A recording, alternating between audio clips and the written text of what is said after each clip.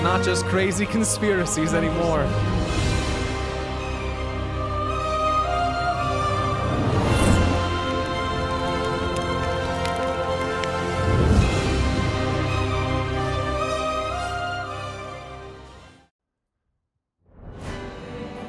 Blizzard Entertainment presents Heartlands by Adam Christopher, part of World of Warcraft, The War Within.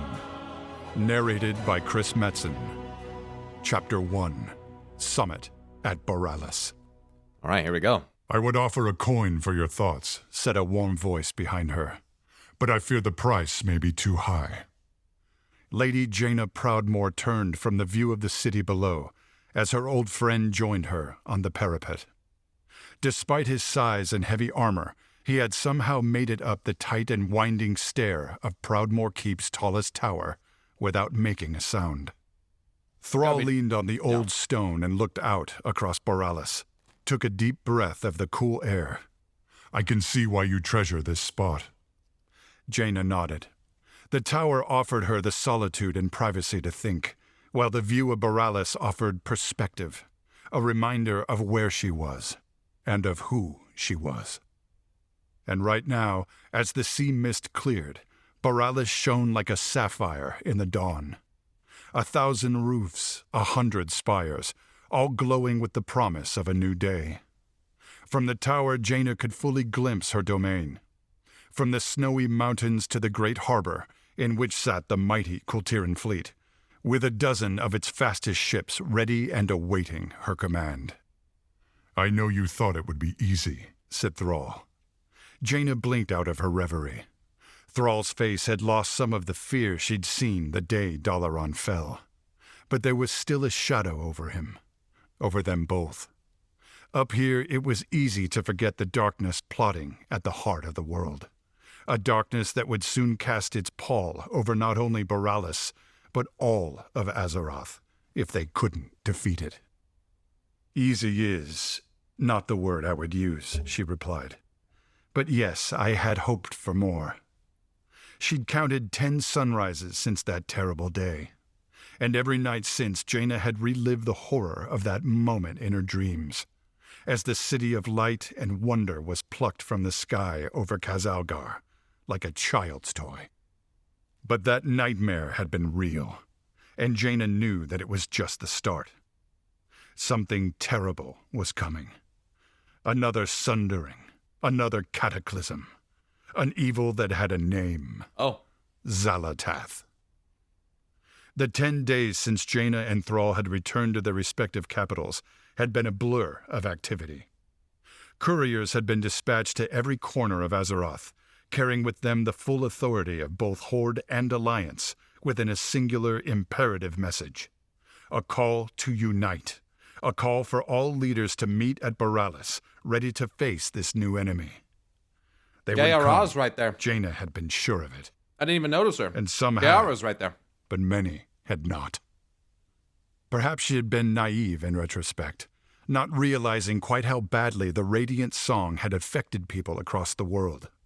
Even now, as she looked across her own city, watching the guards on patrol, workers in the docks, innkeepers sweeping their steps while market traders rolled barrels and loaded carts, she wondered how many of her people had heard the song, unsettled by the vision and the voice. How many were afraid, left wondering what it could mean. There was a metallic clatter from behind them, followed by muttered curses and the sound of heavy footfalls on the spiral stair. Jaina and Thrall watched as Danath Trollbane emerged onto the roof. He paused for a breath, chest heaving under his red tabard. By Thoradin's blood, he said. For such a seafaring people, the Kultirans do have a fondness for stairs. Jaina stifled a laugh. She couldn't help it, despite her foul mood. Danath was the first to respond to her call. He had been in the city for several days already, helping Jaina prepare for the summit. If he was disappointed by the responses from the other leaders as they trickled in, he had never shown it. Instead, he had been a steadfast companion, an excellent sounding board, and a very good friend. Have they come up with a solution? Asked Thrall. Actually, said Danath, I think we have. He turned back to the stairs. Come, there is much to discuss. Jaina could hear the mumbled discussions as she and Thrall followed Danath back into the meeting room, deep at the heart of Proudmoore Keep. With the return of the trio, those discussions fell into a respectful silence. The assembled leaders had been locked in conversation all night, trying to overcome both geography and politics to assemble a strike force that Jaina and Thrall could take to Khazalgar. And now, as the representatives stood around the huge war table in the center of the chamber, Jaina dared to hope that Danath had spoken the truth, that they could soon take the fight to Xalatath. The leaders who had answered Jaina and Thrall's joint call were, Jaina reflected, an unusual mix. On the Horde side was Agralan, Agra, of the Earthen Ring, and Thrall's life mate. Bane Bloodhoof, the Tauren High Chieftain, towering over the slim form of Thalyssra, the first Arcanist of the Nightborn, who in turn stood tall over the diminutive Kiro, caravan leader of the Voldunai Volpera. On the other side of the table were the representatives of the Alliance, Chandris Feathermoon, newly risen to leader of the Night Elves, and Magister Umbric of the Void Elves stood almost back to back, making an impressive, even beautiful pair, next to the stout form of Curdran Wildhammer, the dwarf deputized as Falstad's representative from the Council of Three Hammers.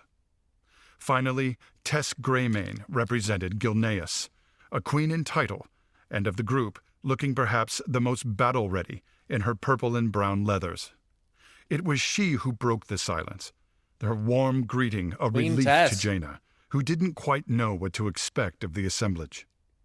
When they had left the group several hours before, tempers had been high, the atmosphere tense as each leader... Rip gnomes, they didn't get forgotten. Remember, it said that some people showed up and many did not.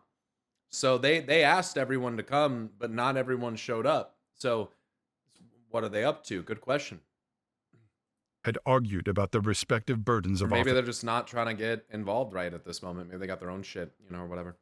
Group several hours before, tempers had been high, the atmosphere tense as each leader had argued about the respective burdens of office. Gen is napping. He's probably yelling at clouds. And the limitations this placed on them to contribute to the strike force. Jaina approached the table, covered now by a large map that had not been seen there earlier. She recognized the region at once. The Arathi Highlands. Danath opened his mouth to speak, but Umbric got in first. "This is a risk," he said quietly. Long blue fingers steepled under his chin.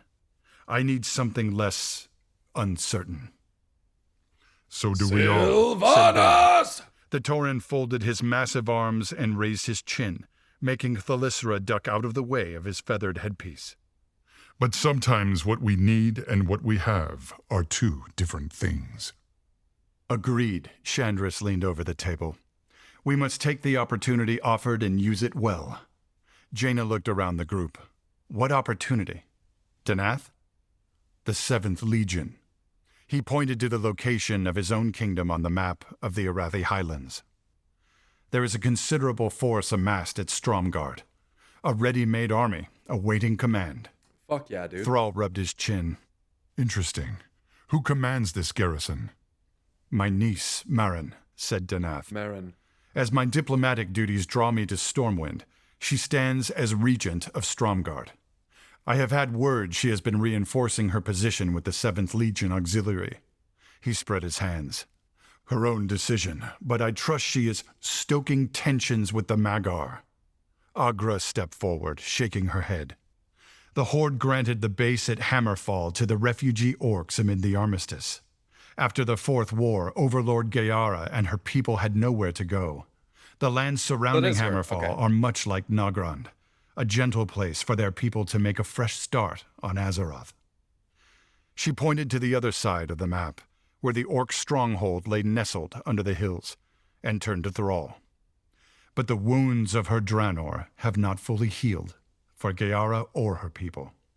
The Korkron now train in number there at her request, to deter action from Stromgarde." She looked at Danath, a hard expression on her face. What Stromgard does, Hammerfall answers. Kurdran swore under his breath. An old fight, one we thought long settled, he said, running thick fingers through his beard.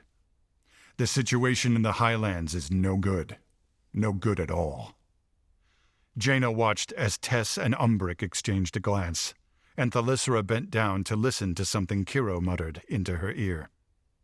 Then Jaina looked at Thrall, but the former war chief was silent, his brow once again furrowed. He was studying the map, not the people around it. Danath raised his hands. Please, we have been through this. He sighed and began a slow circuit of the table. I understand your fears, but you forget. Stromgard still struggles to recover from the Fourth War. Marin requested aid from the 7th Legion to help farmers fend off predators, to train new soldiers to support the Alliance, to maintain our family's rule while I am absent. I trust she is only doing what she feels she must as a leader, and that the matter will easily be righted. A fresh murmur spread around the table, but Danath would not be deterred. Here is our strike force, the 7th Legion, and, he nodded as he walked by Agra, the Korkron. 2 of the best fighting forces in Azeroth, trained, ready. We could not hope for a better army. He stopped and now stood by Jaina and Thrall once more. He looked at the 2 of them. Marin will listen to you, Jaina. I have heard how well she regards you and your mother. I will write to her as well, to tell her of your coming, and to prepare the 7th Legion to march. And while I don't know Gayara, I know you, Thrall. The Horde may not have a war chief, but the Korkron are yours to command. Thrall held Danath's gaze for several moments, then nodded. His eyes found Jaina's. Perhaps this is our best option, for both rallying a strike force and avoiding a larger conflict. Jaina considered. The situation in the Arathi Highlands sounded delicate, to put it mildly, but Danath was right. They needed an army, and here was not 1 but 2, waiting for a proper target. Jaina reached for her staff. Then so it will be. I will order the fleet to sail for Stromgard. By the time they arrive, the strike force will be ready. Thrall, you will go to Hammerfall and negotiate with Gayara for the Korkron. I will come, Agra said. She stepped around the table to join Thrall. Gayara is as a sister to me. She laid a hand on her mate's shoulder. I promise she will listen. Agreed, said Jaina. Danath and I will go to Stromgard. I am sorry, Lord Admiral, said Danath, bowing his head in apology. I have been away from Stormwind too long already. Turalian has sent word that I am urgently needed to rejoin his court. But on my honor, Marin will gladly receive you and your word on this matter. Well, Turalian, last time I talked to him, was standing next to Gayara, and they were having a fucking pissing contest about their troops on the beach. So that's not great. Gayara's the leader of the Maghar. Very well, said Jaina. She turned to the assembled leaders. I thank you all for your courage and candor on this council. We are adjourned. As the leaders began filing out, offering their farewells, Jaina turned to Thrall and Agra. Prepare yourselves, she said, conjuring a portal. We leave at once. Jaina, Thrall, and Agra had barely stepped through the portal from Boralis to the Arathi Highlands when they sensed the situation had taken a drastic turn. They had arrived in a hollow, shielded from view by steep hillsides. No sooner had they got their bearings than Agra rushed forward, cursing under her breath. Jaina watched as she crouched by a body lying face down. Uh-oh. It was not the only one. Thrall stepped over a human corpse, the man's armor split by axe blows. Oh no, Jaina whispered. She counted the bodies, 12 in total, 6 human in the colors of the 7th Legion, 6 orcs in the furs and leathers of the Korkron. Casting a wary eye over the surrounding hilltops, she joined the other 2. What happened? Agra pulled a bloodied 7th Legion sword from the nearest Korkron. "A fight to the death," she said. She stood and used the sword to indicate several orcs, arrows stuck in the weak points of their armor. The humans staged an ambush.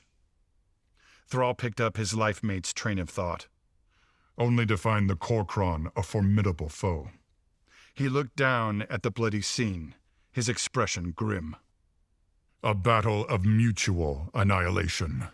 2 small forces, equally matched in number, perhaps equally and foolishly surprised at the strength of their enemy." He looked at Jaina. "I fear we may be too late." "We cannot be too late," said Agra. She dropped the sword and turned to her companions. "But I agree that time is short. I will go directly to Hammerfall and stay Gayara's hand. You both should continue to Stromgard. A united front may be the fastest route to peace." Thrall nodded. "Luck, my love," he said. The two clasped hands. Then without another word, Agra took off, sprinting for the northern hillside, which she deftly scaled before disappearing from view. Thrall watched her go, then turned to Jaina. "To Stromgard, then." But as they left their cover, Jaina heard a high whistling sound. Almost before she registered it, Thrall jerked where he stood and took a stumbling step backward, the feathered shaft of a projectile emerging between his shoulder and chest armor. Jaina spun, instinctively putting herself between Thrall and the archer. She raised her staff high and cast a protective shield for cover. Another whistle, but this time the arrow glanced off the shield. That moment was all Jaina needed to spot her target. There, by the solitary tree at the top of the hill opposite, came a flash of movement.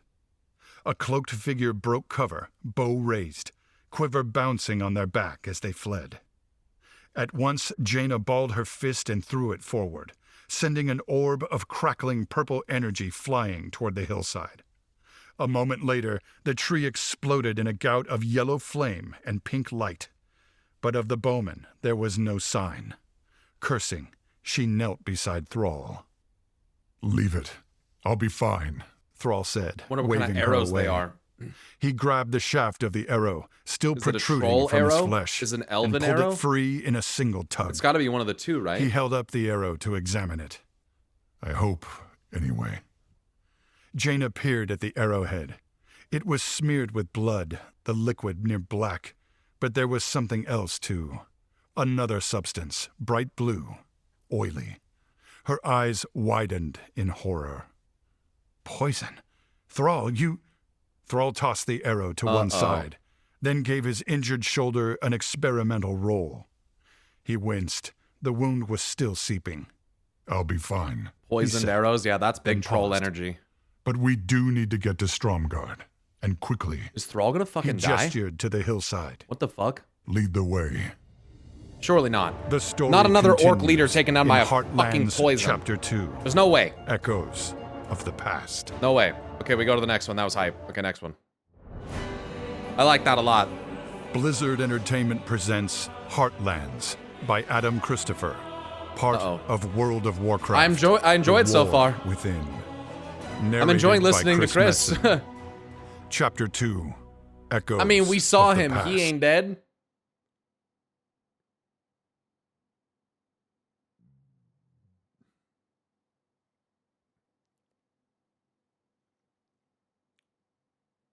Having a blast watching along with you in chat. I'm glad, thanks. I know I'm not saying too much. I'm just trying to soak as much in as I can. "I don't care who you are," said the guard. "You can't enter with him." Jaina and Thrall stood before the gates of Stromgard. It had been years since she had visited the stronghold, and she didn't remember the entrance being so imposing. Certainly, How the fuck did an arrow hit his shoulder? Look at those shoulder pads. it had never been so unwelcoming. It feels like when Frodo There was were pierced by the 6 Nazgul guardsmen sword. at the Yeah, gate, it'll be fine. Stromgard regulars rather than 7th Legion. And above, on the towers that flanked the entrance, another 6 armed with crossbows aimed squarely at them. Jaina tried to keep calm, but it was difficult. The walk to the city had been slow going, and she was very aware that Thrall's strength was being steadily sapped by the arrow's poison.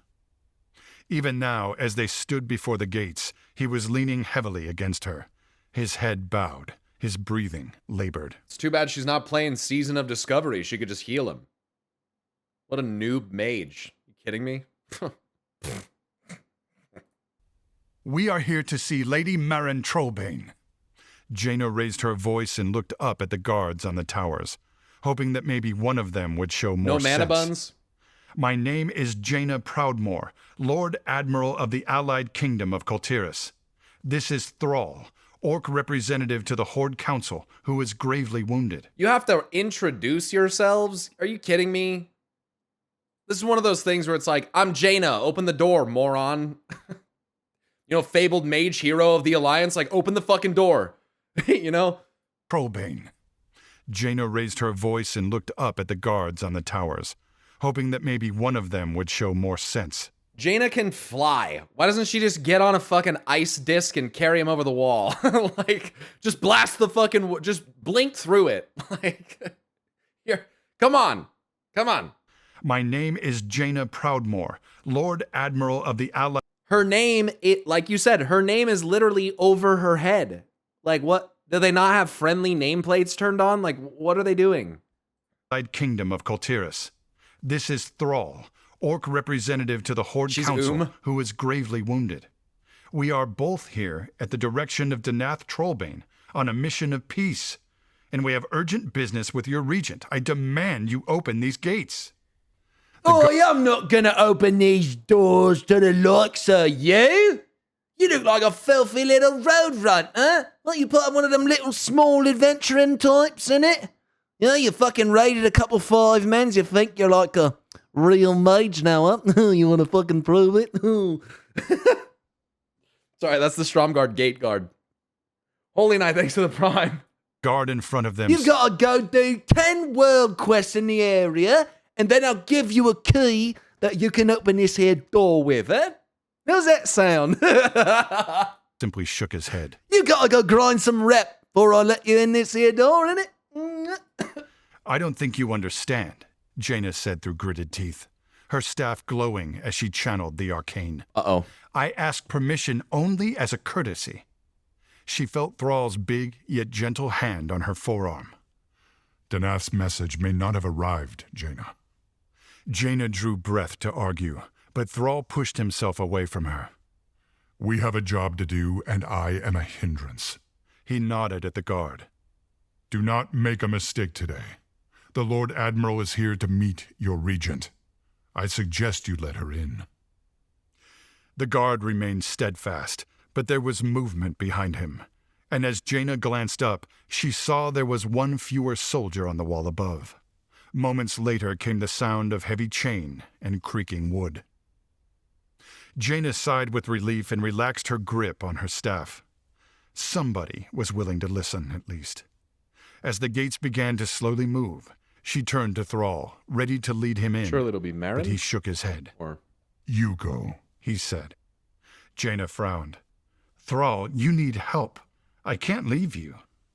It is I who leaves you, he said. And I will get help, but not here. I will go to Hammerfall. Agra will have spoken to Gayara by now. He nodded at the now open gates. Talk to Lady Maren. Remember our mission. Jaina sighed, then turned as the guard from above, clearly someone with both more rank and sense than his comrade, appeared before her. When the guards were rude to her, she should have clicked them one more time and their dialogue would have reset. She really just needed to go one more time. Follow me, he said. As soon as she stepped through the gates of Stromgarde, Jaina felt the eyes of the entire city on her. It was busy, certainly, and it wasn't just the 7th Legion Auxiliary here. The main body of the army itself, the liveried soldiers, filled the streets, seemingly outnumbering the common folk. Despite the bustle, it seemed the normal business of the city had ground to a halt, with stores, inns, and houses not just closed, but boarded up, as though Stromgard was preparing to weather a great storm. What regular citizens were out stopped and stared as Jaina and her Lauren, oh my. Lauren said, "Oh no, Thrall, there's only one bed in this inn."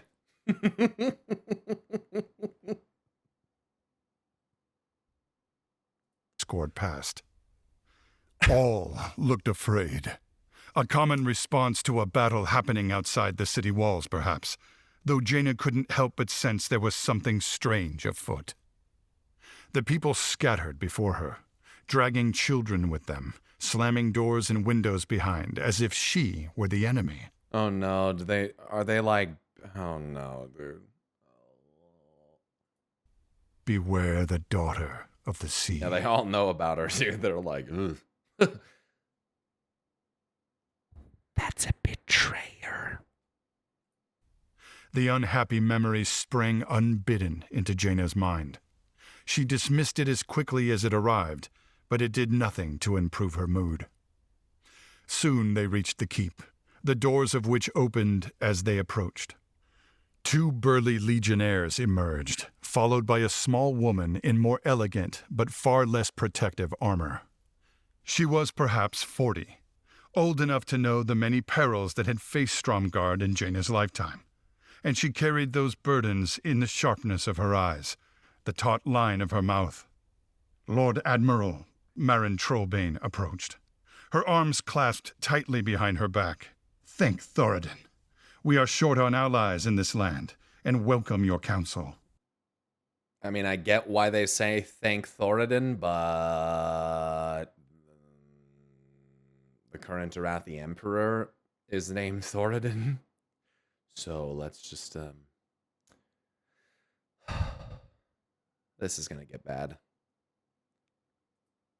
Jaina frowned, trying to take measure of the woman. Yes, my lady, she said. I've come a long way to talk to you. People have been saying that this game is in a lot of ways focused too much on the Horde for a while. Let me tell you, bro, this human shit's gonna get it's gonna get weird. Danath said, We've not much to offer in the way of hospitality, said Marin, cutting Jaina off. But any child of Arathor is always welcome under our gates.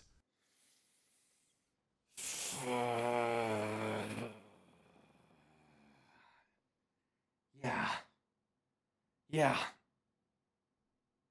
Okay. Fuck.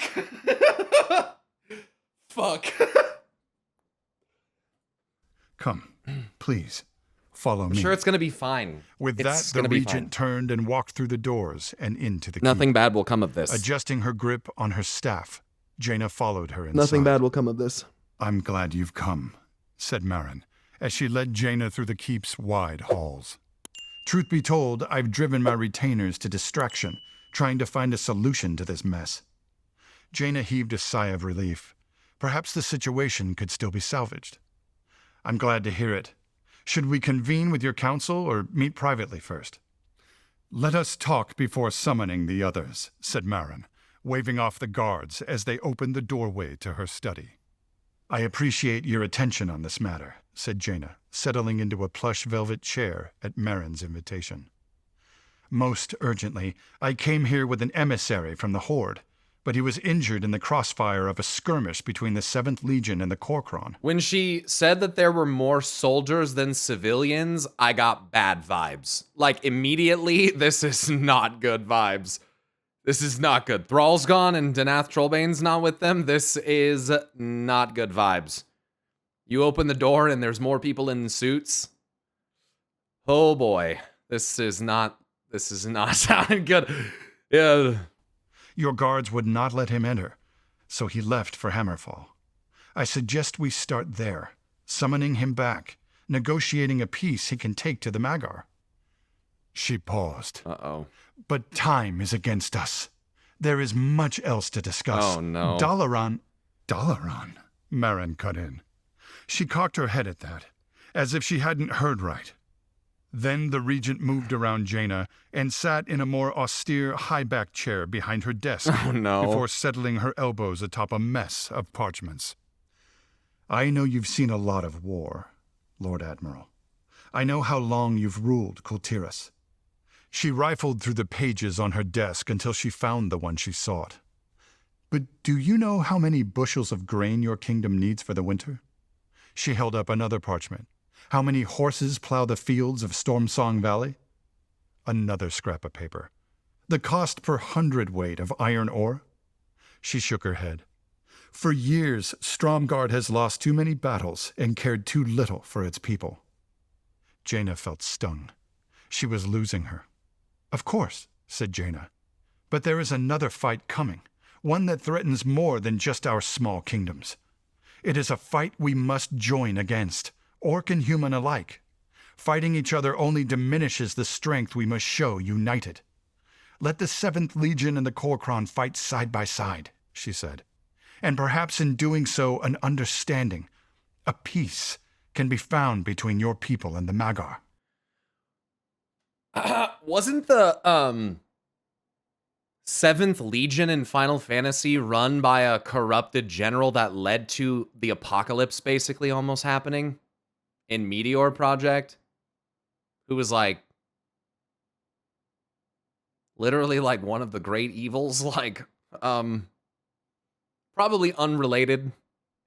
7 kingdoms, 7 legions, whatever.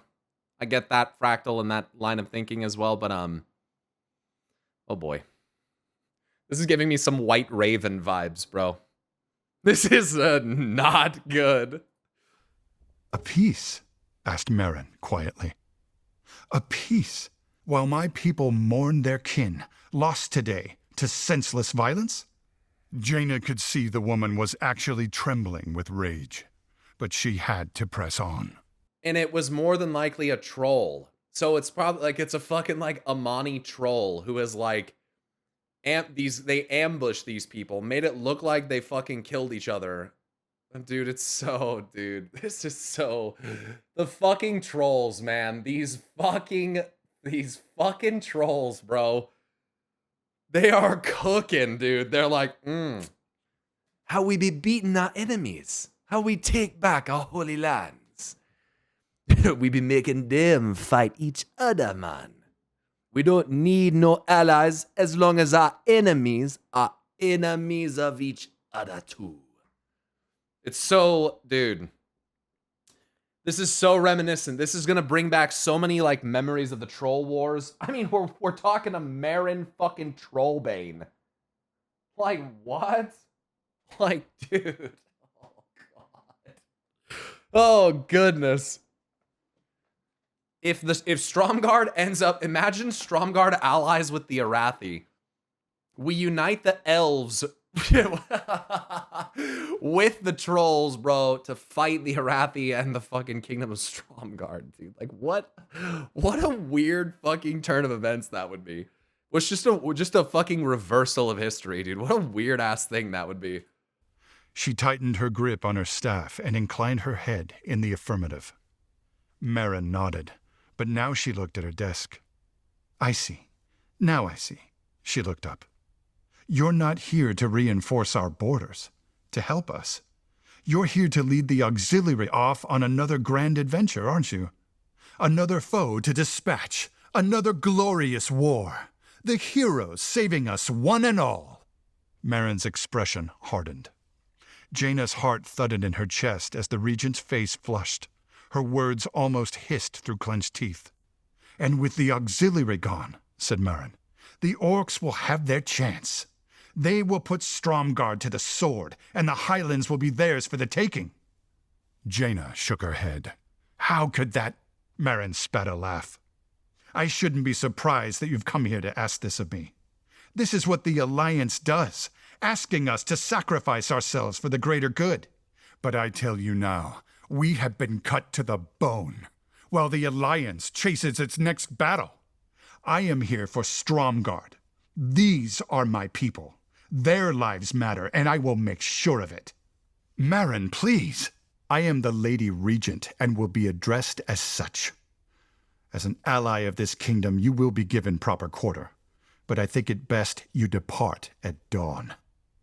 That afternoon, Jaina watched from the window of her guest chambers as the courier mounted a horse and with a kick of his heels tore off toward the main gate of Stromgarde, carrying with him a message to Storm. Thoradin did build the wall. That is true.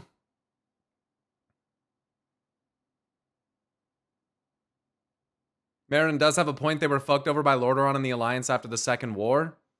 Right, cycles of hatred. She has a point, but being right isn't going to solve the situation. Having this, her perspective doesn't... You have to be careful, dude. You'll make enemies where they don't exist. Wind. She hoped it was the right decision. I get their frustration. I understand. But you just... This is kingdom politics, man. Like, you just... Danath Trollbane's not even here right now, and he's the king. You know what I mean? Like, this is a tense situation, and I'm not sure that Danath is, like, aware of this. Or maybe I don't know. He said it's been a while since he's been there, I think is what he was saying. Or no, it's been a while since he's been at Stormwind. So, and then, look, kind of what it looks like they're setting up here, man, is like... This is not good. Stromgarde, and then you got Turalyon involved with fucking Danath Trollbane. The Maghar and Gaara. The trolls are already getting worked into this, which is fitting. Like, it's gonna get nasty. You got the Arathi, who also fucking hate Calia Menethil. Or the Scarlets hate Calia Menethil, pardon me. Like, they have her heir, which in Lordaeron, again, Stromgarde not big fans of Lordaeron either. Like, it's this is gonna get nasty. This is gonna get fucking nasty. Stromgarde, the Scarlets, and the Arathi teaming up would be fucking nasty. Like, that would be a genuine fucking problem. She'd felt compelled. I wonder if Stromgarde knows Dalaran is gone. Yeah, it's a good question. Marin wearing her Make Stromgarde Great Again hat while she's saying this to Jaina.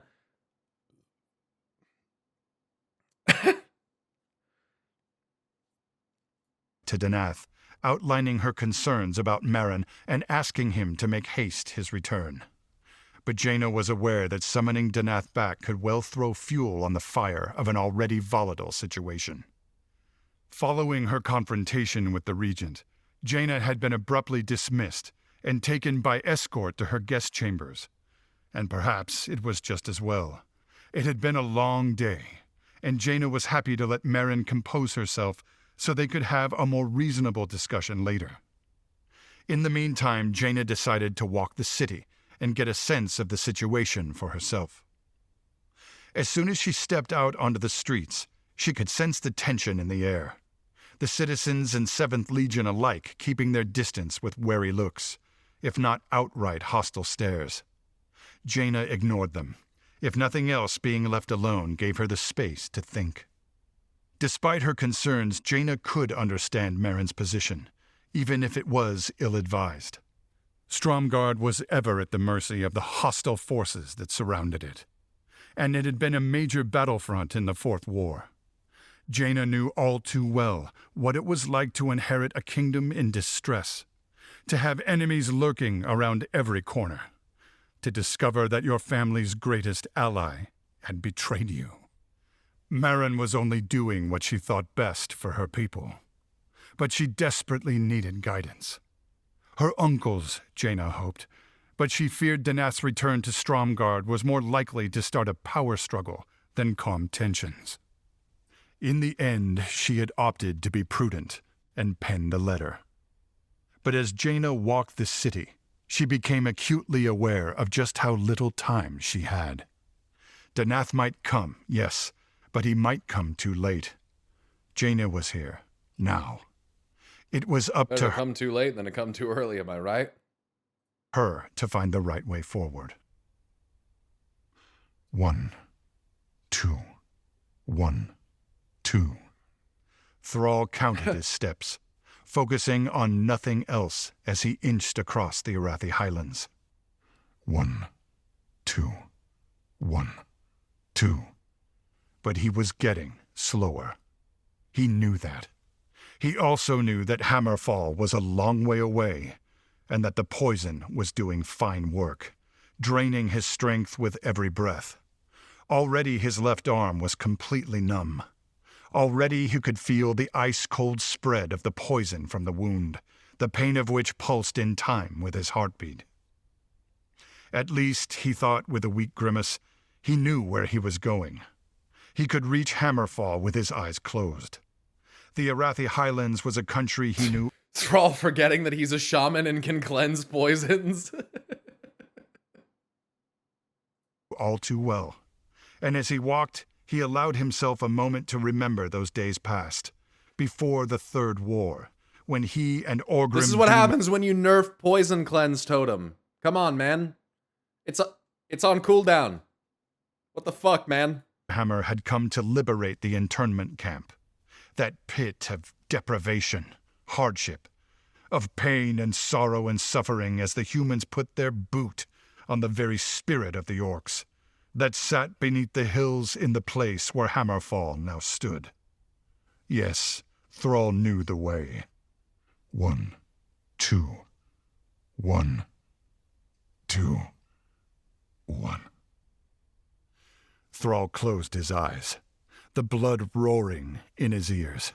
He willed himself to keep walking, even as the dark world behind his eyelids began to spin. And then, a push on his shoulder, a strong, friendly hand guiding him, directing him. His comrades, his warriors, willing him on. Reach the camp, free your people. Yes, Orgrim. Yes, I hear you. Thrall opened his eyes, and there, ahead. He was not imagining it. He was not alone. Was that Orgrim ahead, just disappearing over the next rise? And there, beside Thrall, his men-at-arms, ready to march with him. If he could just take one more step, then another, then another. 1, 2, 1. Thrall fell. Was it night already?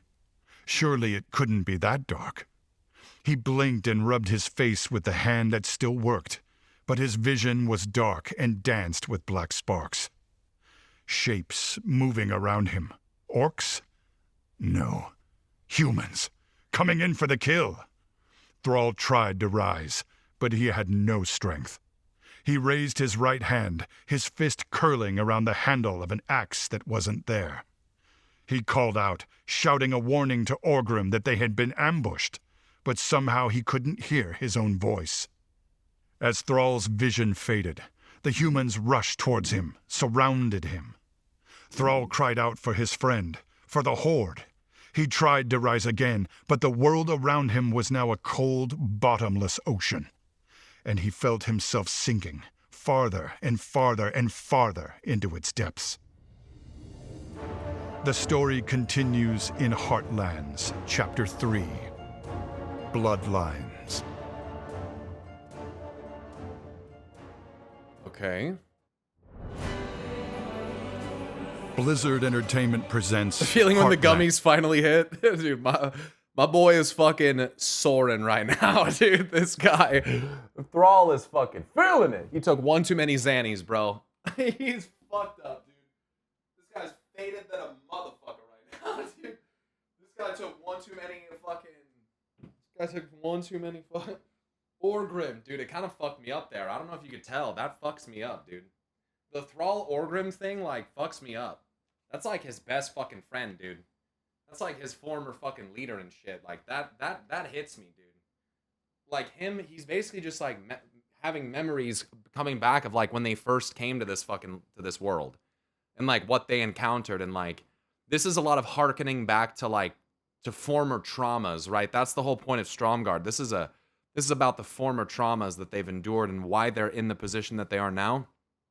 And Thrall's really, what he's going through right now is like the same thing where we're seeing this when the orcs were still united, you know, it's just, it fucks me. It's like PTSD almost. It's like his life is literally like flashing before his eyes. Like, yeah, it's pretty heavy, dude.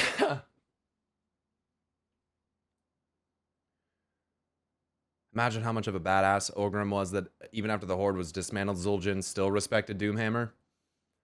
T-Pal, thanks for the Prime sub. Has anyone had a good look at the new roadmap? Yep. Compared to other roadmaps, 11.2 only says new world events instead of new zone. Right. I think we might be getting an 8.3 style of patch in 11.2. Especially after this Nightfall content. So you mean like an altered existing set of zones, like with the Nyalotha, N'Zoth invasion style, where maybe in some of these older zones there are something going on, like a similar to that. After we claim our drops, how long does it take to get in game? I'm not really sure. I've seen people say before that it shows up instantly. I've seen people say it's taken a couple hours. Yeah, change of zones. I just think it's too on the nose with Visions coming back. I agree. And I think that one of the things that I've wanted them to do more and what they've been doing more, and what they will do more in the future of, hopefully, is utilizing the world that already exists. Have actual changes to your world that is alive, right? So, don't just add new zones necessarily forever. Like, yes, like new zones are always an opportunity, but also don't forget that your world exists, right? Redo Silvermoon, open up Gilneas, do these things, use these places because we as players are familiar with them, and in some cases, like, really want to interact with them. So do it. You already have so much awesome shit built. Don't build it too high without paying attention to the foundations. People complained about that so much in 8.3. Yeah, but at the same time, people are going to bitch and complain no matter what. What we're talking about is not necessarily just like an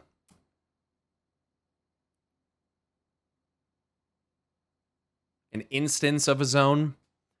What I'm referring to is maybe just like the reworking of certain zones or something that is significant enough to feel like that. Not necessarily the exact same thing as like the N'Zoth invasion thing. Like, I don't think that was enough, but conceptually, I think it's a fair place to start.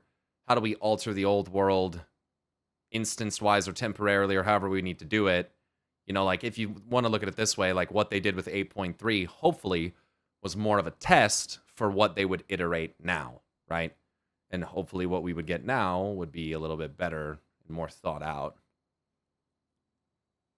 Living through the cataclysm, not just waking up and the world's changed. Sure. I'm fine with changes as long as the old ones are still available. Don't remove anything. They don't really have to. They have those Bronze Dragonflight, NPCs that can take you to the old. You know what I mean? Like, I don't think that's would be that big of a deal. By Adam Christopher. Let's listen to the next one here. World of Warcraft, The War Within. Narrated by Chris Metzen. Yeah. Chapter 3. Yeah, I agree. Don't delete anything. Bloodlines. I don't want them to delete stuff. Thrall woke with a gasp. Because then it's really cool to be able to go back and look and like compare, I know, but there are some zones changed forever, like Eternal Blossom or pre-Kata. I mean, I'm not really gonna complain about that, to be honest. I'm gonna be honest. That's not a fight that I'm willing to fight. I don't care. I want to play the current game generally as it is, and I only really mostly care to go back so I can compare what it used to look like to what it does now. But I don't really care, honestly. Like, I'm fine if the world changes and updates and stuff like that. Like, Final Fantasy XIV rebuilt basically everything and didn't, allow you to go back and experience it, and they did just fine. So, Eternal Blossom is a Shaw thing, not a Kata thing. Yeah, he was saying them as separate things. He was saying two different things. He went to rise, only for a pair of hands to push him gently back onto the cot. Easy, Amosh. Thrall blinked, his vision clear. Agra, he whispered.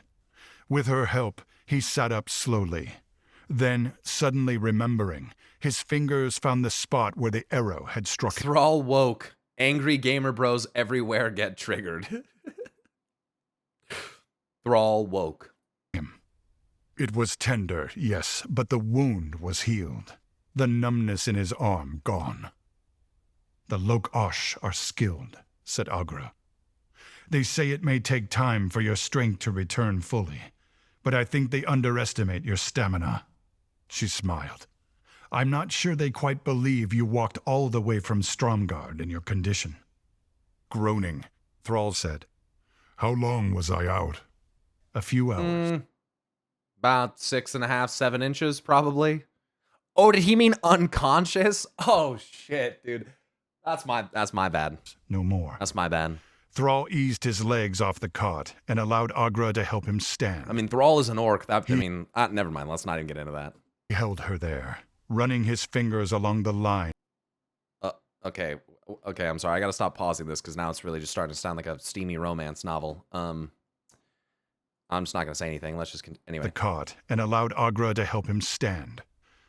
He held her there, running his fingers along the line of Agra's jaw. It's good to see you, my love. And I you, she said. Oh, shit. She paused. I just wish I could wake you with better news. Thrall sighed. No luck with Gayara. Agra shook her head. The situation is difficult. Thrall kneaded his sore shoulder. So I gathered. He looked around and saw they were in basic military barracks. On the other side of the room was another cot, on which Thrall's armor had been laid. Armor that had once belonged to Orgrim Doomhammer. Stop. Thrall's journey across the Highlands came back to him, his fever dream fresh in his mind.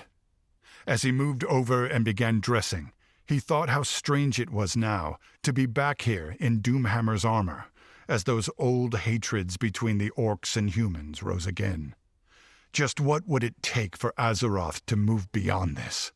To let go of a past that deserved, if not to be forgotten, then consigned to history where it belonged. He hefted the huge spiked spaulders onto his shoulders and began doing up the straps across his chest. I must speak with Gayara at once. Go well, said Agra. That may be harder than you think. Thrall grunted. But she knows I am here. Of course. It was fortunate she sent out the patrol that found you. She did not trust Stromgard to treat with you. Thrall began pulling his boots on. Old hatreds are one of the only and distrust is one of the only fucking reasons he's alive. The only reason, maybe. Because she didn't fucking trust them. And again, from what she's seen, why would she? Then it is time to talk. You don't understand, said Agra. She will not grant you an audience. We shall see, said Thrall. Thrall wound his way through the corridors of the base, followed close by Agra, until he came to a chamber guarded by 2 Korkron, who moved instinctively away from the door to let him pass. It seemed Danath had spoken true in Borealis. Though Thrall would never have had reason to test it, the Korkron would still defer to him in the absence of a war chief. As he strode into the council chamber, he saw Gayara standing over a table covered by maps.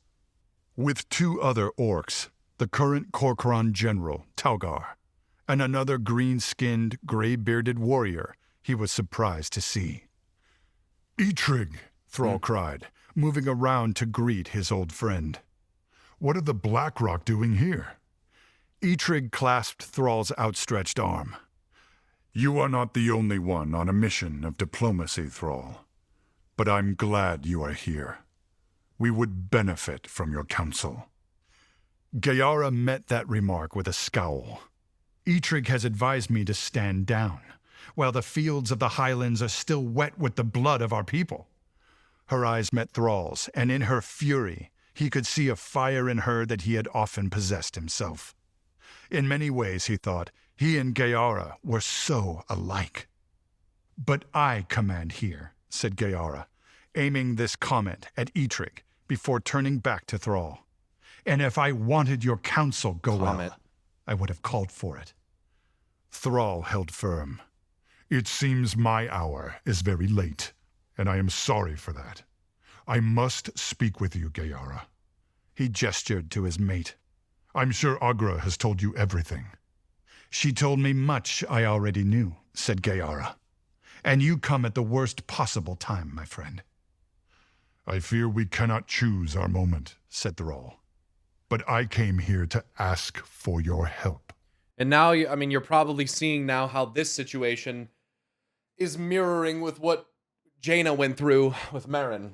So I think part of the reason, obviously, why they try to do this is to show that they're all intertwined in this complex situation of politics and old hatreds and war and these things, right? And how do you move past it when people on both sides feel this way, right? When they're agitated, when they feel like they need to, be at arms, when they feel that they've been betrayed.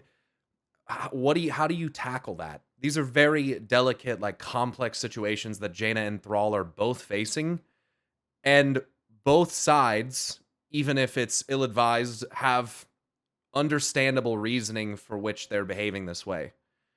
How do you navigate it? What do you do? And it shows that even though the Horde and the Alliance are so different, that they are so very much the same, that they're both struggling like with similar situations on their, individual sides. I just think it's cool how they frame it like this to kind of show you the reflection on the other side. Gayara sighed. And you will have it. Once Stromgarde is dealt with and my people are safe. Thrall glanced at Eitrig, but the old orc just shook his head. If Gayara had sought the advice of the Blackrock chieftain, then the situation was clearly bad. He needed to take a leaf from Eitrig's book. He wasn't here to browbeat Gayara into cooperation. He was here to negotiate. Tell me what is happening, said Thrall, pointing to the map. Perhaps we can help each other. Gayara didn't move, the muscles at the back of her jaw working as she stared down Thrall. Then she nodded and seemed to calm. Fine, she said. Since coming here, we've existed in peace with Stromgarde. She pointed to their position on the map. We shared a problem with the area's predators, and all benefited from culling their numbers. But then Danath Trollbane installed his niece, Meryn, as regent when his duty drew him to Stormwind City. She gave us only a few months of peace before she began amassing the 7th Legion Auxiliary. She tossed several tokens onto the table, representing the auxiliary. She said it was to help Stromgarde do their part, protecting farms from predators, but soon their patrols began roaming farther and farther from their base. What had once been amicable encounters between our forces gave way to violence. Today's skirmish marked yet another escalation, and she is far from finished. The humans do nothing but provoke, said Talgar. They make a sport of it. They left us no choice, said Gayara. The only way to ensure the safety of our people was to bring the Korkron here, to reinforce the base. She placed a different colored token on the table, which fell heavily into place beside Hammerfall. Thrall sighed. Something that Meryn would have seen as a clear act of intimidation, too. He gave Talgar a pointed look. Building two armies only risks one terrible outcome. There is another way. Gayara laughed. Then please, tell us. Talk, said Thrall. He gestured to Eitrig. Diplomacy. Negotiation. Even now, Lady Jaina Proudmoore is at Stromgarde, on the same mission as I. And good luck to her, said Gayara. Meryn Trollbane is not one for conversation. She far prefers to let her archers do the talking. Besides, as I told you, she isn't finished. Explain, said Thrall. We know that Stromgarde is planning an attack, said Talgar. No mere skirmish this time. They intend to capture territory and expand their borders. Agra stepped up to the table. They plan to strike Hammerfall? The cowards wouldn't dare, said Gayara. No, their target is Goshek Farm. She indicated on the map. If Meryn thinks to claim an easy victory against our farmers, then she is sorely mistaken. She looked at Thrall. And trust me, even with the 7th Legion, Stromgard would fall quickly against the strength of the Magar, let alone the Korkron. Many will die, and they will not be orcs. Thrall looked at Gayara, at that fire in her eyes. She was so like him, yet so different. True enough, he had been in her position once. But where Thrall had learned, it seemed, Gayara had hardened. Perhaps because she was from another world, another timeline. A living testament to the older, harsher ways of Draenor. He shook his head. That's interesting that they flat out say that. Let me hear that again. Eyes. She was so like him, yet so different.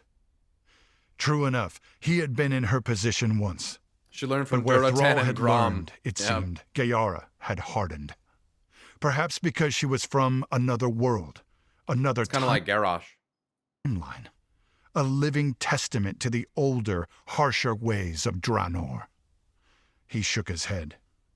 Gayara, if Stromgard falls, the full might of the Alliance will answer. There is another choice. Diplomacy, Gayara spat. You were shot by their archer while on a diplomatic mission. We have the enemy preparing to slaughter our civilians in an ambush, and you talk of diplomacy? Meryn Trollbane is driven to destroy us. She sees her own victory as the only path to peace. Thrall felt the heat rise in his face as he took a step to Gayara. Then show her. Make the first move to treat.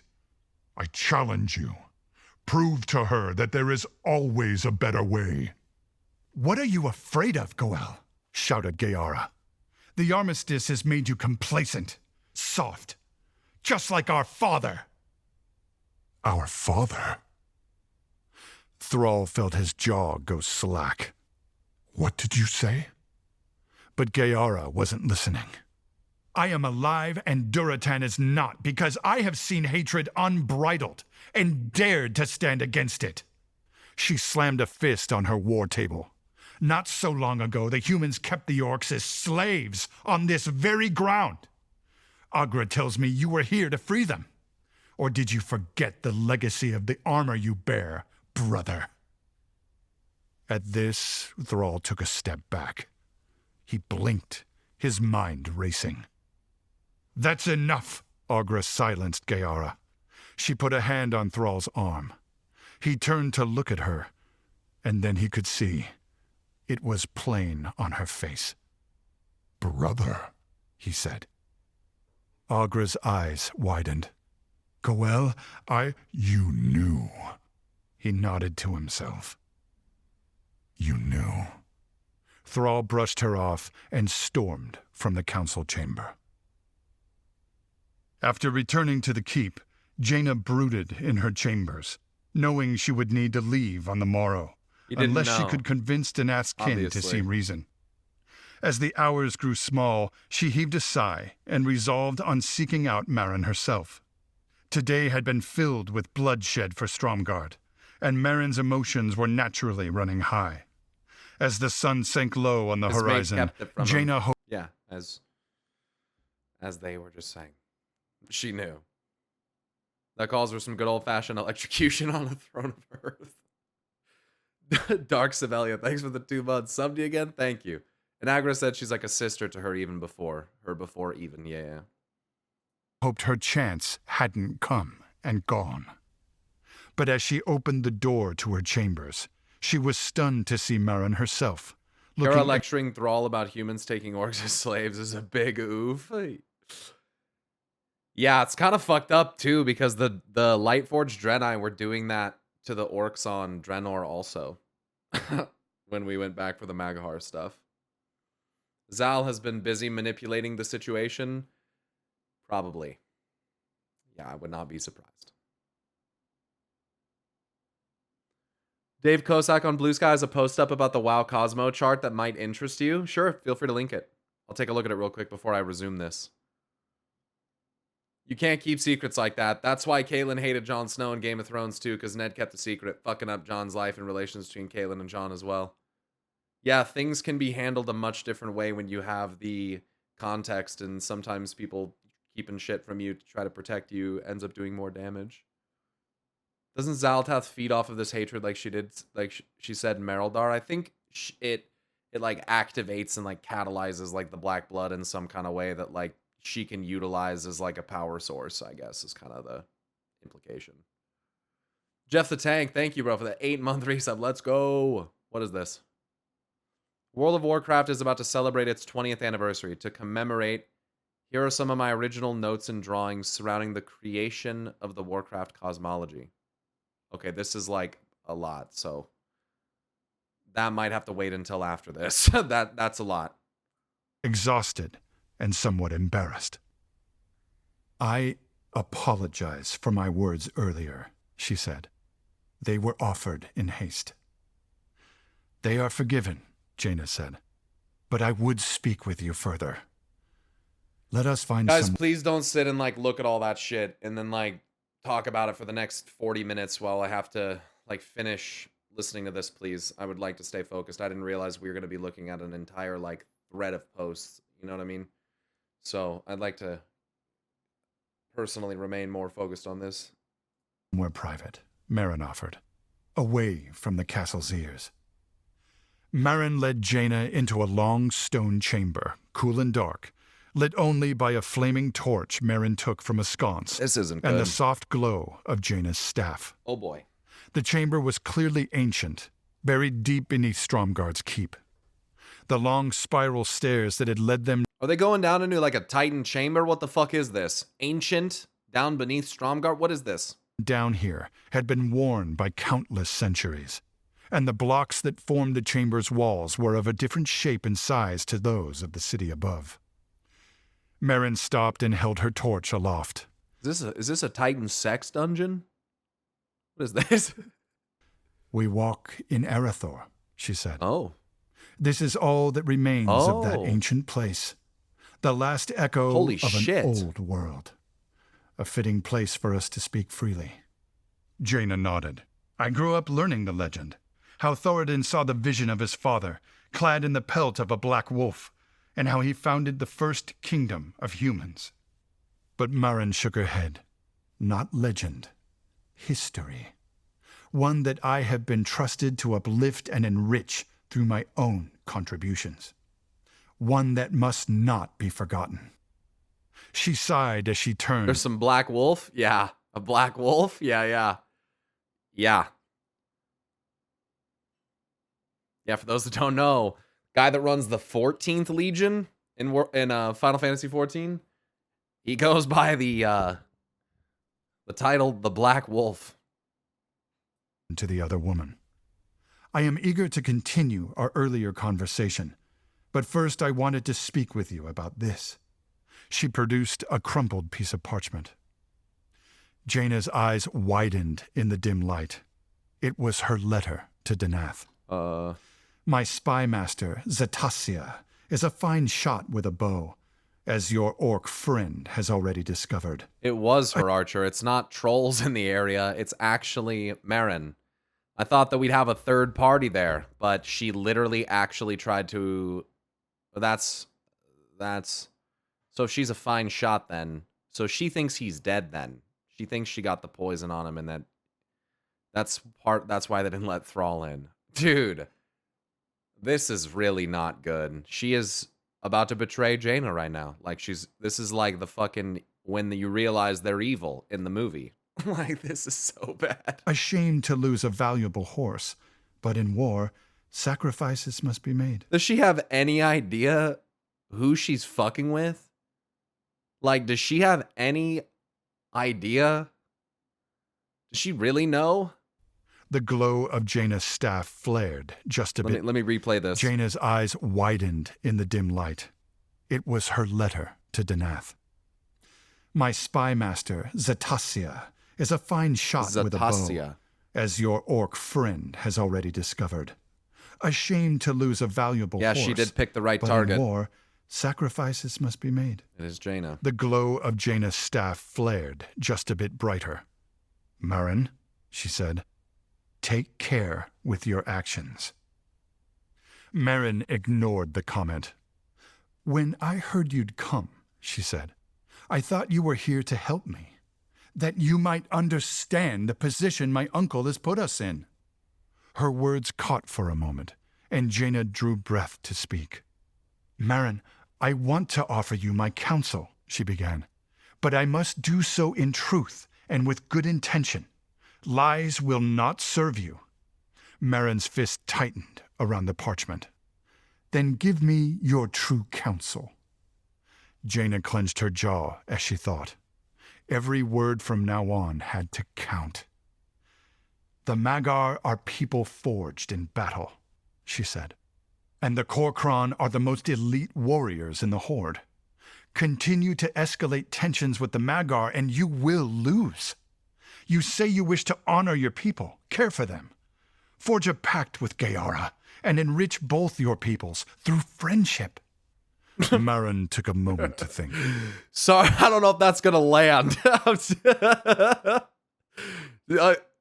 You could tell that she spent some time with Calicos.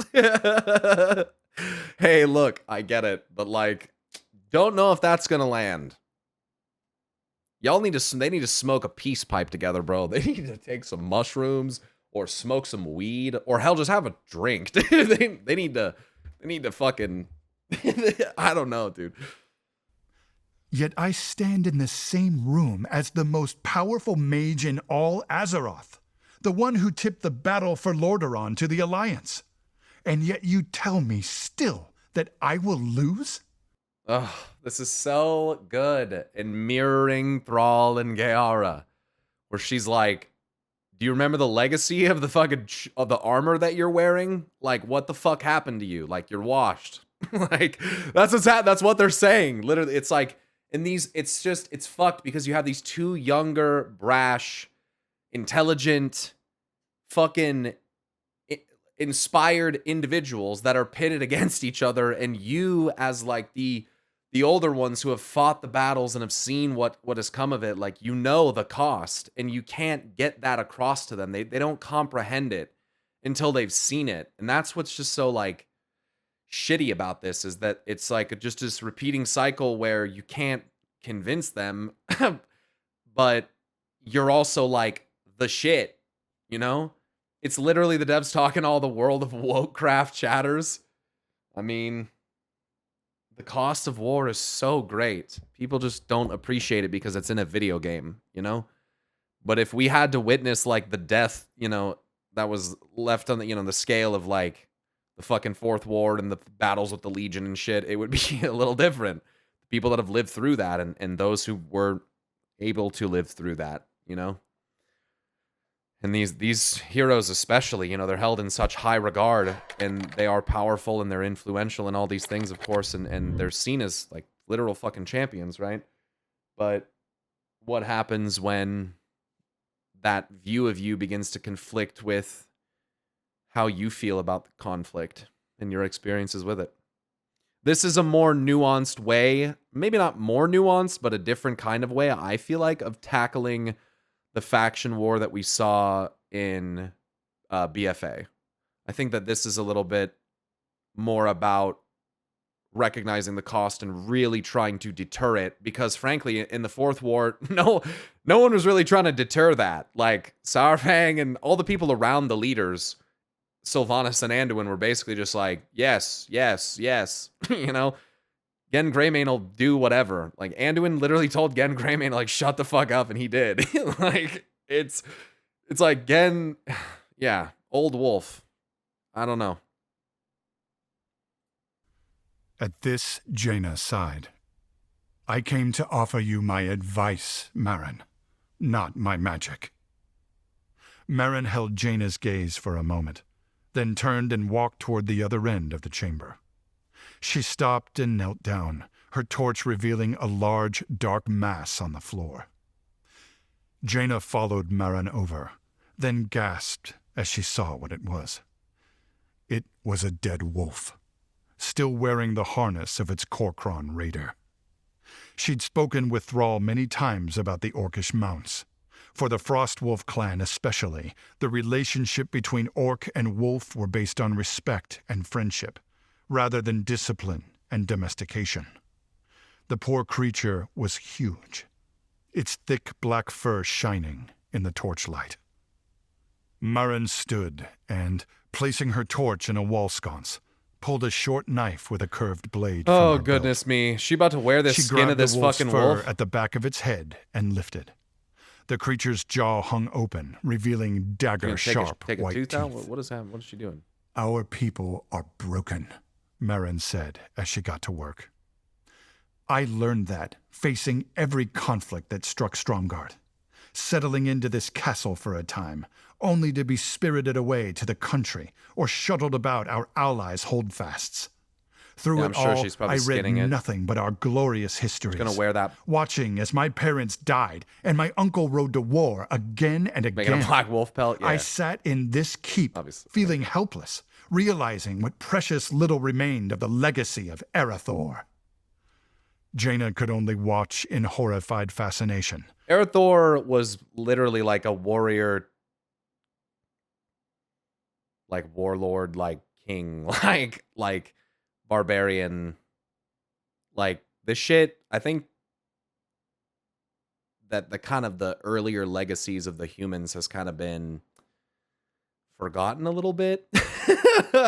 Because they were fucking brutal. As Maren began to skin the wolf, sickened by what she knew this ritual represented. Dalaran's fall marks the passing of yet another human So she kingdom, knows, yeah. though it had become unrecognizable in recent times. Gilneas succumbed for so long to blight, and we do not speak of what transpired in Alterac or Lordaeron. There came a terrible ripping sound as Maren separated skin from muscle and bone. You nearly lost your seat in the Fourth War. And Stormwind? What used to be a backwater country now leads us, determines what cut of the Alliance's takings we may taste?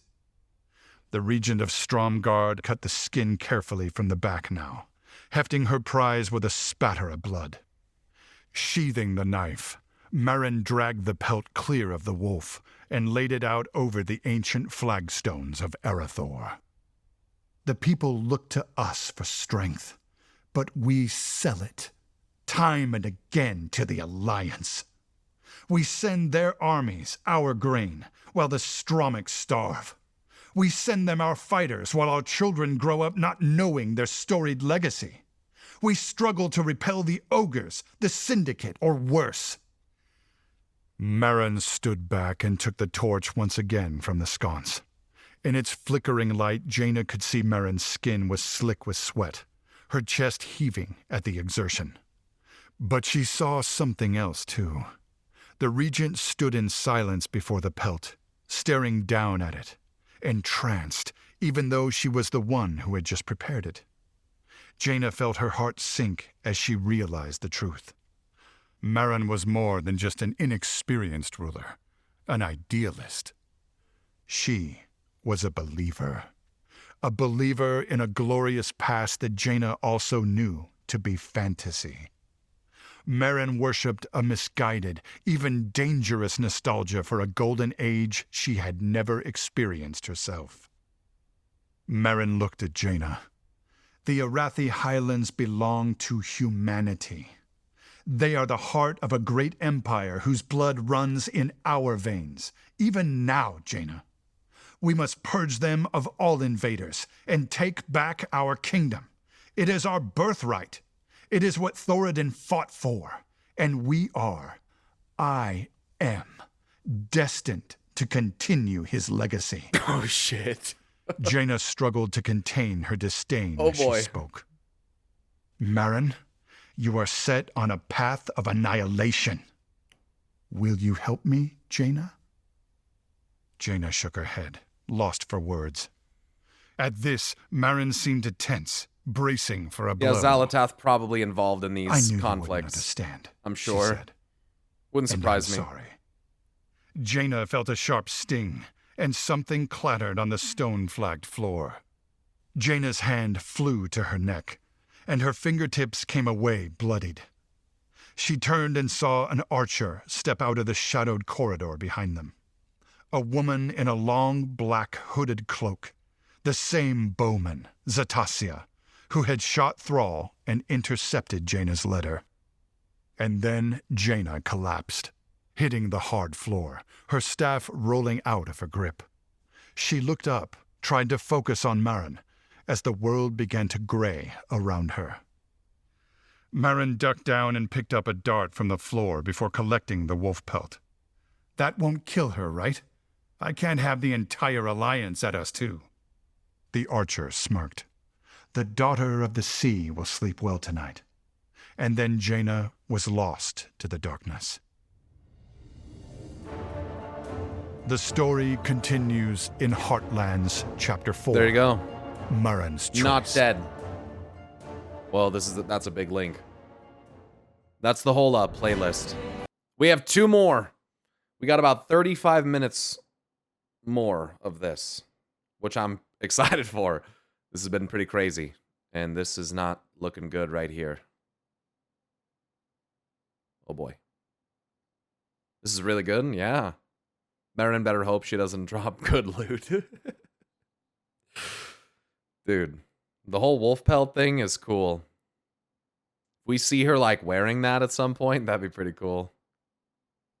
The last time somebody betrayed the Alliance, look at Alterac. Yeah, she doesn't know. She doesn't realize. She just doesn't realize, man. She just doesn't have the lived experience. She just doesn't realize. She does not realize what she's doing.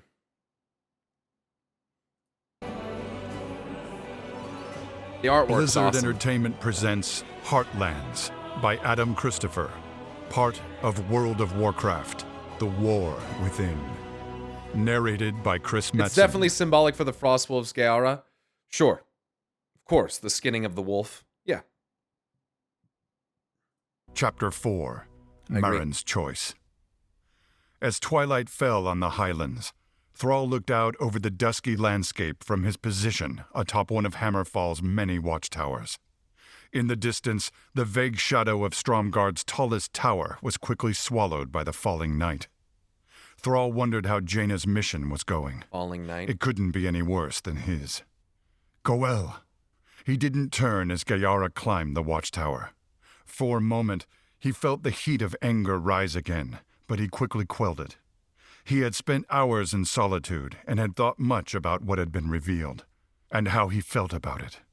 He still wasn't sure, but he did know that he wasn't here to fight Gaara.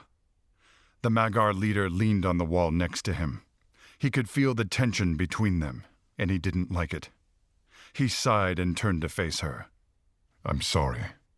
Gaara bowed her head. It is I who should apologize. I wanted to tell you when the time was right. You should never have found out in the middle of a war council. She looked up and met Thrall's gaze. I'm sorry. Truly. I allowed my anger to take over. So did I, said Thrall. And the truth is, I am angry.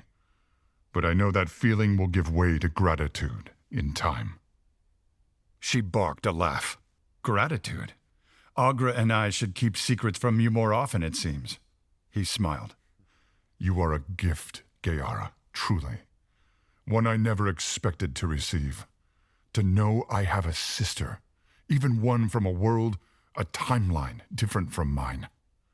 To know that I am not alone. They keep driving that To point know home. that through you, Different I can timeline, learn different about our world. parents, even as we learn about ourselves. Maybe different worlds are Duratan different and Draka. timelines in a whole. At least my Duratan and Draka would have loved you, said Gaara softly. Just as they loved me. I should not have spoken ill of our father before. I shamed his memory. It saddens me that you never felt that love. Thrall shook his head. I had the good fortune to know them for a time, before you were born, and to meet our mother's spirit in the Shadowlands, to fight alongside her. These encounters alone were enough to fill my cup, but to have a sister too. I hope to know you better, and to hear your memories of Duratan and Draka, if they are not so painful to share. We are nothing but the sum of our memories, all of us. Duratan and Draka live on, through us. They fell into a more comfortable silence. About Agra, Gaara said. Please do not be hard on her. Thrall nodded. I've thought of little else besides you and Agra these last few hours. I know the heavy burden a secret can be, and I know it was not hers to share. Gaara inclined her head. They moved to the other side of the watchtower, where Thrall could look down into the muster yard of Hammerfall. Even as night fell, the Korkron were busy training. You are a fine leader, sister. Must run in our bloodline. Thrall sighed. Even as he did not want to turn to it, there was more urgent business at hand. You must hear me, Gaara. I have seen enough injustice against our people to fill a lifetime. Several lifetimes. But I have always tried, at least, to stay true to a single path, to walk toward an ideal that all our people can strive for. He gestured at the activity down in the yard. Sometimes that ideal must be reached through battle, but more often it can be reached through peace. Gaara shook her head. Marin will not speak with us, Goel. She doesn't care about our claim to this territory. She does not believe in our right to exist at all. She will not stop until the flag of Stromgarde flies over this very watchtower, or it is razed to the ground. She sighed. At least when the Magar faced the Lightbound, they offered us a choice. Thrall nodded. I mean, kind of. I mean, it's kind of like saying the Legion offers people a choice, like join us or get eradicated. Like, is that really a choice? That's not really what happened on Draenor. They offered, yeah, but if you didn't say yes, then they were just going to do it anyway. So is it really a choice? I don't really know if I agree with that. Acutely aware of the history Gaara spoke of. Your first responsibility is to your people, he said. I will not deny that. It's not really, but it's presented as such, right? Whereas in this case, the point they're trying to make, I think, is that she's not interested in even involving them at all. In the case of the Lightbound, what she said is correct. In the case of the Lightbound, they did offer for them to join. Marin's not going to do that. She's just going to fucking kill them. I mean, okay, I understand from that perspective, like, yeah, you're being given a choice. But, yeah, she's making Marin out to be even worse than the Lightbound because she's not even going to give them an opportunity. She's just going to kill them. So that's kind of how that's supposed to look, I think. But I will give you this challenge, Gaara. Find where Stromgarde is hurting. Seek out the pain that drives them to this path, and you may find that better way. Perhaps Marin will never choose peace over victory, but the people of Stromgarde might. He looked up at the far horizon as the two moons of Azeroth, the White Lady and the Blue Child, began their journey skyward. It is not just the Arathi Highlands that are well, maybe I could be wrong here, but I'm pretty sure right now the Blue Child's coming up way before the White Lady and setting before the White Lady comes up at about 9:45 every night. So that might not mean anything, but right now that's not happening. But I don't think that's the setting in which this is occurring. I don't think that's the way it should be looked at. in danger. It is all of Azeroth. Xal'atath, said Gaara. Agra tried to explain the situation while you slept. Let me hear this again. Skyward. It is not just the Arathi Highlands Xal'atath that are mentioned? in danger. It is all of Azeroth. Xal'atath, said Gaara. Agra tried to explain the situation while you slept. I fear I pushed her away. Jaina will make Marin see sense. I know it. Gaara tightened her fist. I cannot believe that Marin will agree so easily. Thrall raised an eyebrow. Yeah, the moons get mentioned right before Xal'atath. Don't you think that's kind of interesting? He just like mentions that they're coming up. Like there's different ways to say that it's nighttime. But to mention directly both of the moons going up in the sky and then like 2 sentences later you're talking about Xal'atath is probably not a coincidence. But will you? I will help, Thrall. You know I will. But we must fight one battle at a... A horn sounded, distant. Gayara froze, then ran to the opposite wall. Thrall followed and soon spotted a raider tearing up the road to the main gates. The orc blew his horn again, this time answered by the same from within Hammerfall itself. "Raider!" yelled Gayara, leaning over the parapet. "What news?" The 7th Legion! The Stromic army! The raider's wolf mount rose up on its hind legs and howled at the rising moons. They march! We're under attack! There they are again. The yard below jolted into frantic activity. No sooner had the war horn sounded than the... Isn't this Marin? Zal is probably involved, because isn't this Marin thing just a fucking fractal for Ansurek? Like, if Zal is behind, like, getting Marin to fall more wildly into, like, the belief system and shit of old Erethdor, isn't that reflective of, like, what she did with Ansurek? Where she got Ansurek to kill her own mom. We already see that Marin doesn't agree with Denath Trollbane. So Marin's basically just being pushed towards that same thing. The ancient legacy, right, of their people.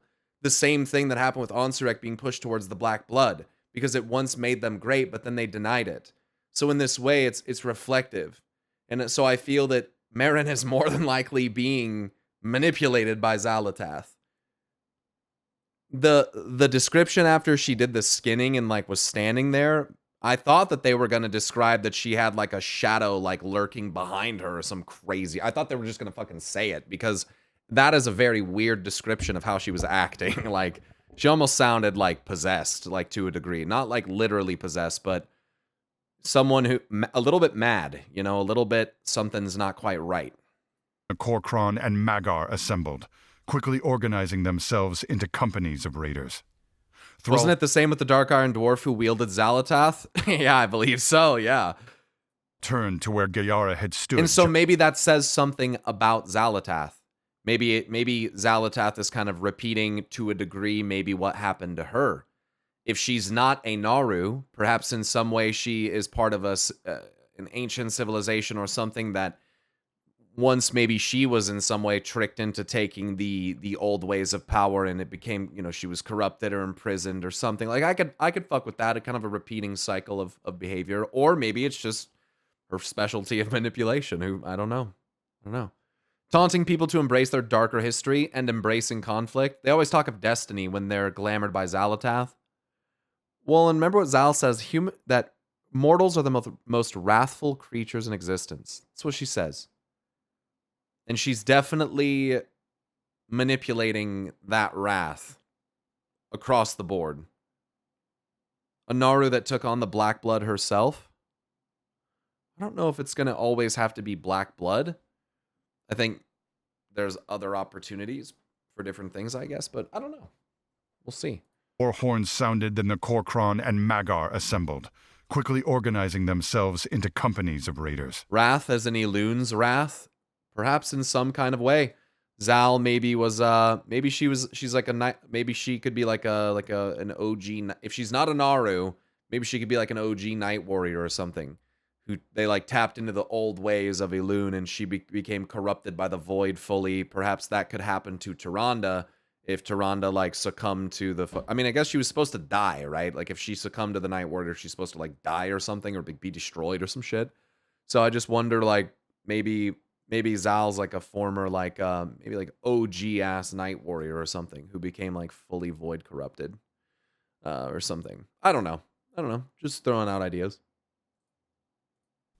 Thrall turned to where Gayara had stood just a moment before. But she just gives huge Naru vibes, so I'm just gonna stick with that, you know? It's just really hard for me to like not see that, you know? No sooner had the war horns sounded than the Korkron and Magar assembled, quickly organizing themselves into companies of raiders. Thrall turned to where Gayara had stood just a moment before, but quickly realized she was already gone. Thrall could only despair as the Korkron headed out through the open gates, ready for battle. Thrall! As the last of the mounted warriors rode out of the muster yard, Thrall saw Eitrig and Agra waving at him. He hastened over to join them, the trio clasping hands in greeting. Eitrig is with us, said Agra. The Korkron will stand down if you command it. Eitrig cursed under his breath. This could very well start a new war, he said. I will not let the armistice that Varrock Sarfang fought for die so easily. He laid a heavy hand on Thrall's shoulder. Say the word, my friend, and I will deliver your orders to Talgar. No, Thrall cut in. Not yet. Countering Gayara's command would only sow chaos on the field. I may be able to sway her, but I must reach her. Luck then, my friend, said Eitrig. As the old chieftain rushed off, Thrall surveyed the muster yard, spotting the wolf stables on the other side. Come, he called to his mate. We may yet have a chance. Jaina woke with a start. The room was dark. Jaina woke. Jaina woke with a start.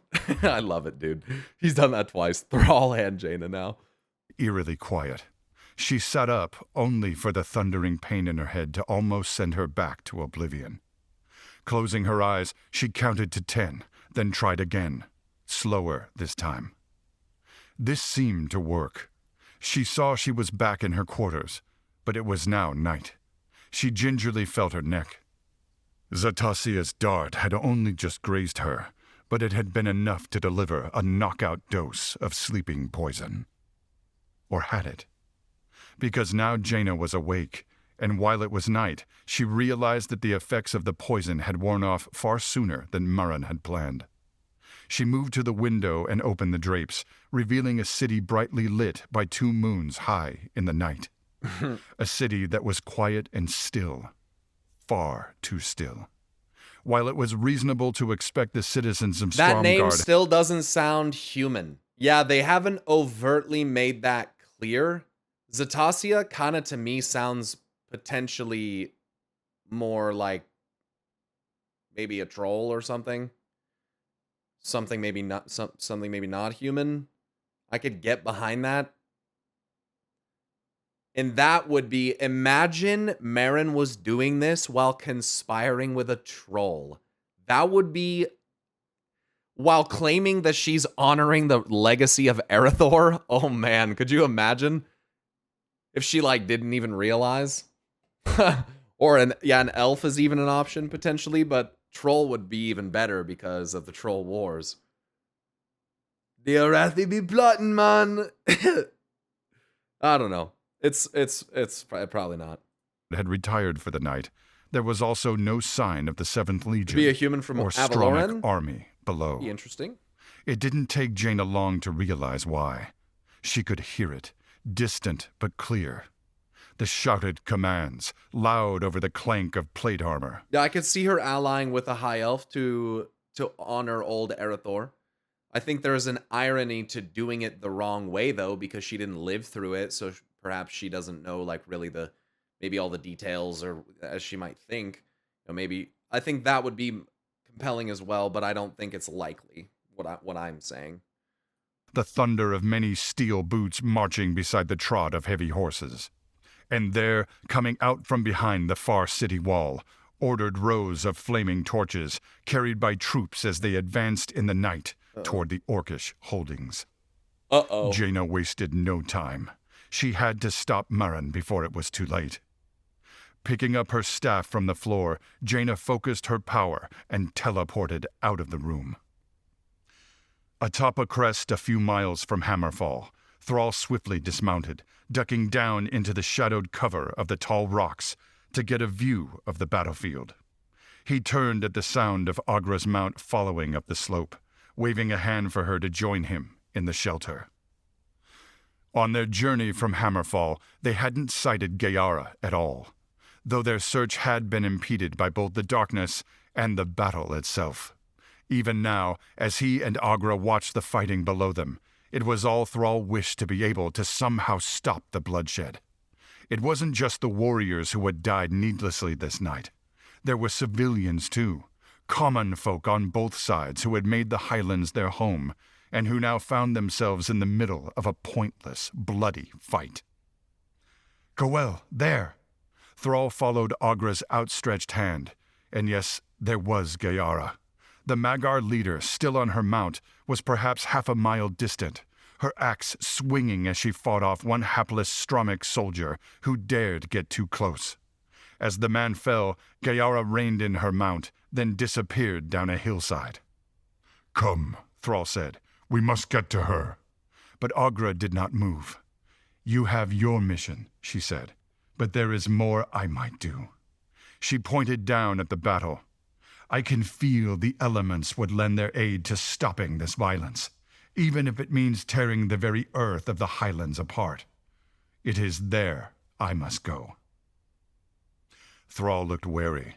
Though he would never doubt Agra's skill, he knew well the chaos of battle and the many friends he'd lost on the field. You're certain? Agra nodded as she mounted her wolf. He registered only a moment of shock on her face before she cried, "Goel, down!" Thrall did exactly as Agra commanded, ducking as somewhere over his head came the roar and heat of flame. Risking a glance at the hillside, Thrall saw a fire elemental careening toward a squad of 7th Legion soldiers who were advancing toward them. At Agra's command, the fire elemental exploded before it reached its target, the resulting shockwave knocking the humans back. Immediate danger over, Thrall stood. The dazed humans rolled on the ground, groaning, as he went back to Agra. I suppose I have no reason to worry, he said, and to his surprise he found the compliment sticking just a little in his throat. Agra's command of the elements was indeed masterful, and he cleared his throat. At this Agra smiled. They will come back to you, Amosh, as will I. Thrall smiled as he watched Agra disappear into the fray. Then he returned to his wolf and took the reins. Jaina materialized back in the same hollow she and Thrall had first arrived in. She spun, senses alive to the battle already raging around her. At her back, a squad of 7th Legion, recovering from the surprise of her sudden arrival, lifted their weapons as warriors of the Korkron appeared on two sides from behind the ridgeline. The orcs, their battle cry loud enough to make Jaina's ears ring, charged down the slope. The humans answering braced themselves for combat. Jaina was caught right in the middle. Spinning on her toes, she swept her staff in a great horizontal arc, the crystal lighting the hollow with its magic, her hands radiating frost and snow. Around her, a water elemental spawned with a great splash, the apple-sized globe of blue and pink light growing instantly into a towering giant of energy. Blue and pink. It surged out, rolling like a wave as it pushed both humans and orcs out of the hollow. Racing up the slope, already conjuring another elemental, Jaina saw a troop of warriors engaged in a fierce melee. Staff alight, Jaina channeled the arcane. She might not be able to stop the battle single-handedly, thank you for the prime. but she could do her best to keep the combatants apart and casualties low. Gayara raced across the battlefield, cutting through the wheat fields of Goshek Farm on her mount, axe high to rally the Korkron as the army spilled out behind her. Already the 7th Legion was close to their holdings. Already she could hear the din of battle as advanced raiders from both sides clashed in the shadowed foothills of the Arathi Highlands. To attack at night was madness, Gayara knew, but she expected nothing less from Murren Trollbane. There it is. She did not expect... There it is. There's a direct use of madness with Maren. Whether it's from Gayara's perspective or not. There you go. Gayara knew, but she expected nothing less from Murren Trollbane. She did not expect to see flashes of vibrant color in the distance, however. As her warriors surged around her and met their enemies in bloody combat, Gayara commanded her mount to a nearby hilltop so that she might survey the scene. She glimpsed a mage aiding the battle for the humans. Jaina Proudmoore. Gayara felt the fury burn. Hold on, I'm getting a call. I think it might be important.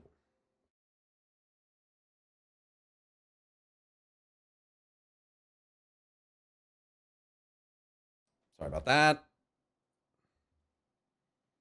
Battle for the humans. Jaina Proudmoore. Gayara felt the fury burn within her. It seemed the Alliance treachery ran deeper than her brother knew. She would put a stop to this interference. With a battle cry, Gayara kicked her heels into her mount and rode off toward the mage. But as she crested the next hill, she realized all too late that she had charged straight into an attack. She saw the flash of light, bright as the morning sun's first shard, and then the water elemental. The morning sun's first shard? What? Summoned by Jaina, barreling toward her, growing in size until it filled her entire vision. Gayara knew it was too late to even try to outrun it, but she still pulled the reins of her mount, turning the beast, which howled in protest in a last-ditch attempt to avoid contact. The elemental struck her like a runaway Kodo, and as the magical creature vanished in a splash of purple light, Gayara found herself thrown from her mount. The story continues in Heartlands Chapter 5. Last one coming up here. The Battle of Goshek Farm. 19 minutes here. Thank you guys for hanging out with me through this. I've really enjoyed it. It's been good. Blizzard Entertainment presents Heartlands by Adam Christopher, part of World of Warcraft, The War Within.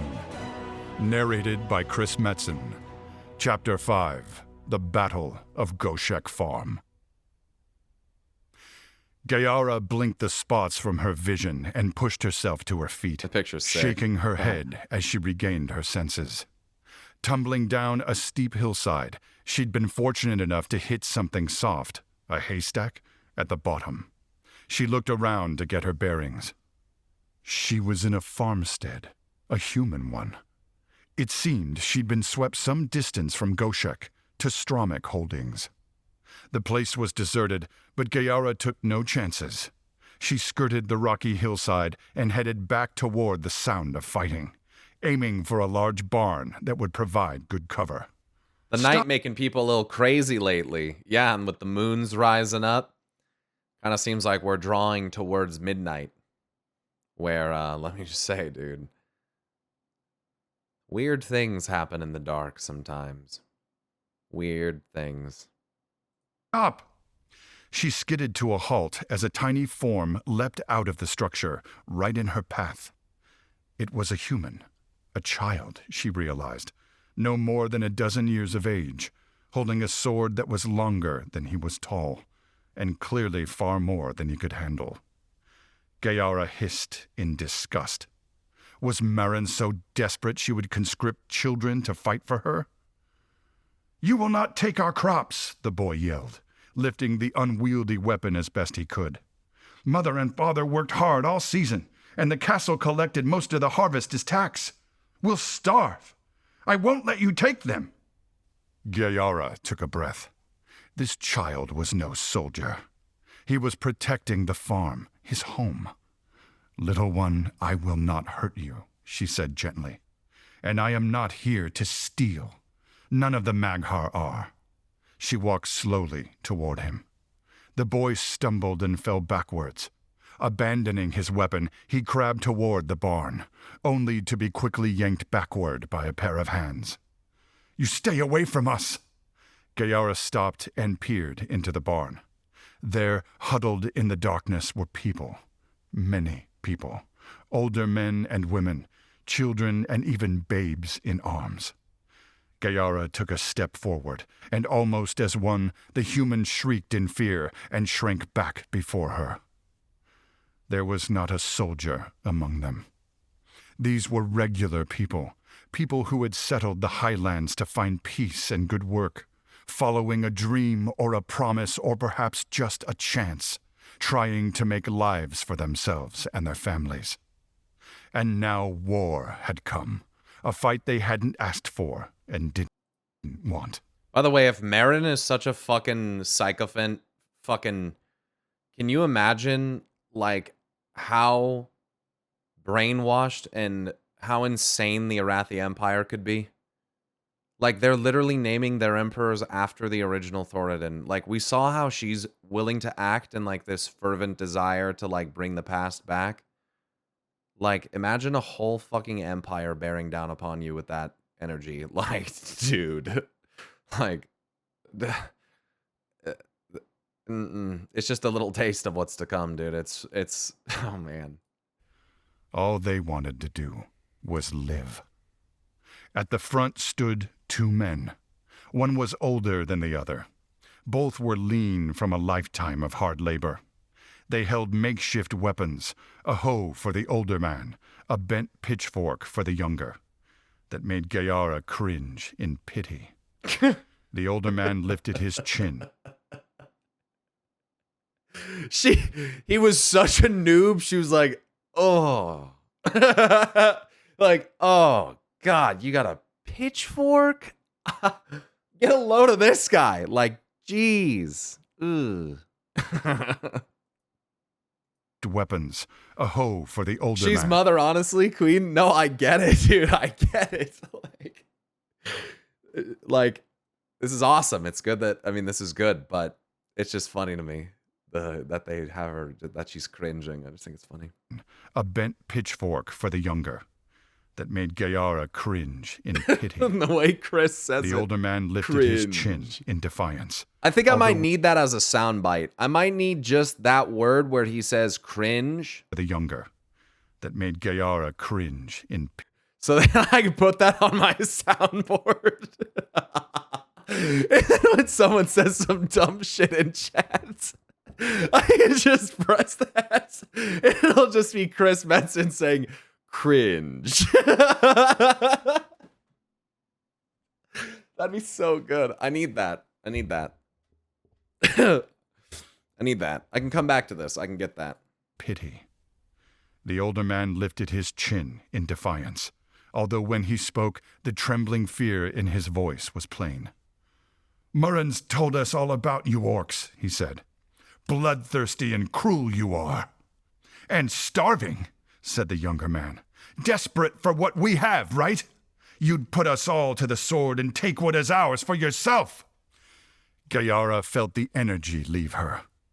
She knew just how big she was compared to them, how terrifying she must look, fitted for war. They were afraid of her, desperately so, and Gayara knew it was the same for her people. Right now, in Goshek Farm, she knew the same scene could unfold so easily. Orc families and farmers confronting a terrible, faceless enemy, one determined to kill and take and conquer. She took a step back, but her movement made the whole group flinch. We came here seeking peace, she said, to escape war in our world. We did not come here to fight. But it was no use. The humans weren't even listening. All they saw was an enemy. Big, strong, frightening, different. The 7th Legion were mighty, but even before the battle, Gayara knew the Stromik were fewer in number. The Korkron, backed by the Magar forces, outnumbered them 3-1, if not more. Maren Trollbane's relentless hatred had led her to attack despite the odds. It was going to be a massacre. After the Legionnaires were finished, the farmers, these people, would be next to fight. Just like with Anduin. The humans would be wiped out, and that very thought sickened Gayara. The children in this barn would learn hatred, something they would pass to another generation. Cycles of hatred. Here was battle without honor, feeding an unending cycle of animosity. All their victory would do was cement this feeling as fact. But maybe it was a cycle she could still break. Maren may hate her. Gayara knew she did. But Gayara couldn't let Maren's hatred change who she was, or who the Magar were. She remembered Thrall's words. Find where Stromgarde is hurting. Seek another way. Well, here it was. Stromgarde and Hammerfall had more in common than not. Gayara! The humans screamed as Thrall rode in on Wolfback. Gayara held up a hand, motioning him to stay where he was. We can stop this, Gayara said to Thrall. We must Stop this. Thrall looked at the humans and nodded. There are many battles to fight, but this is not one of them. You can save these people, and yours. That power is in your hands. Gayara nodded. I understand. She swung herself onto Thrall's mount behind him. But how? Thrall flicked the reins. I think I know, but we must find Agra. She and Jaina are doing what they can to stop the fighting. With a yell, Thrall encouraged his mount, and they headed up the hillside. This is hopeless, thought Jaina. That very much kind of rings similar to what Khadgar said to Illyria. This is not the true fight. This is not the battle to be fighting. Not this one. As she raced across the battlefield. While she was doing her best to keep fighters away from each other with arcane magic, she knew she couldn't be everywhere at once, and she had seen enough fighting to know which side was going to win. Merrin had gambled, and she had lost. Now Jaina had to find her before it was too late.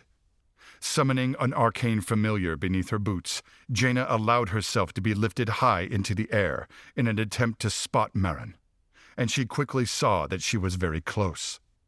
Merrin was just ahead, urging her troops forward, clad in the wolf pelt she thought symbolic of her right to rule. There you go. Jaina dismissed her servant, which dissolved beneath her. Using that momentum, she sprinted forward and landed next to Merrin. Jaina summoned a portal, and tackling Merrin around the waist, dived through it.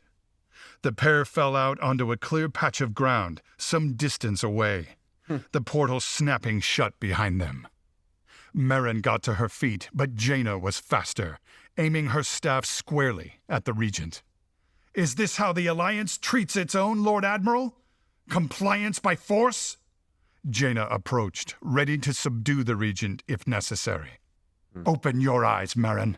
For all your talk of the Alliance chasing meaningless battles, you've started the most meaningless one of all. Arcane energy crackled down her staff. You've lost. I won't let you inflict more damage upon your kingdom or the Alliance. Above them, the sky flared red, blinding in the failing night. Jaina gasped in surprise and stepped back, turning her focus from Merrin as she shielded her eyes. The two women looked to the north.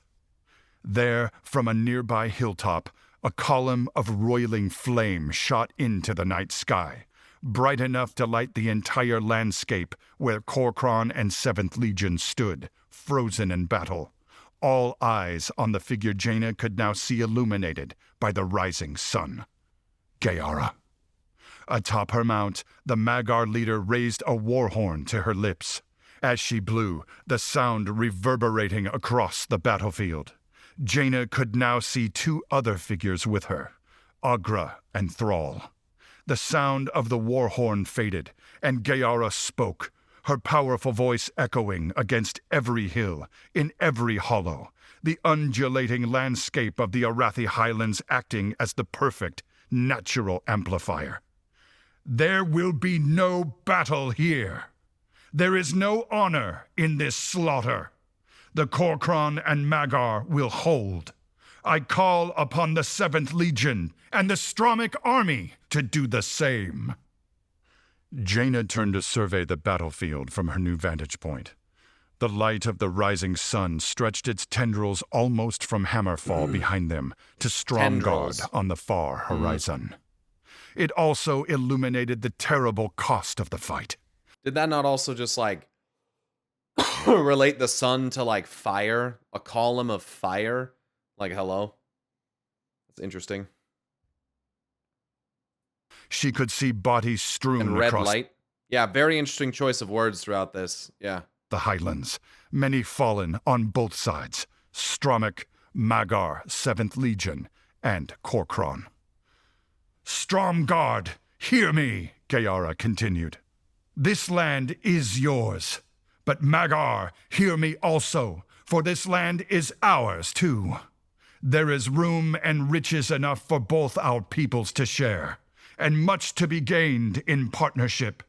This battle is unwarranted, but your strength is still needed. There is a new land waiting, a new enemy too, not just of the orcs or of the humans, but of all peoples of Azeroth. We sail for Khaz-Algar. I challenge the 7th Legion to have the strength to sail with us. There was silence across the battlefield. And then, as Jaina watched, a powerful-looking Kor'kron general stepped out of the ranks, watching from beneath the flame-lit hill.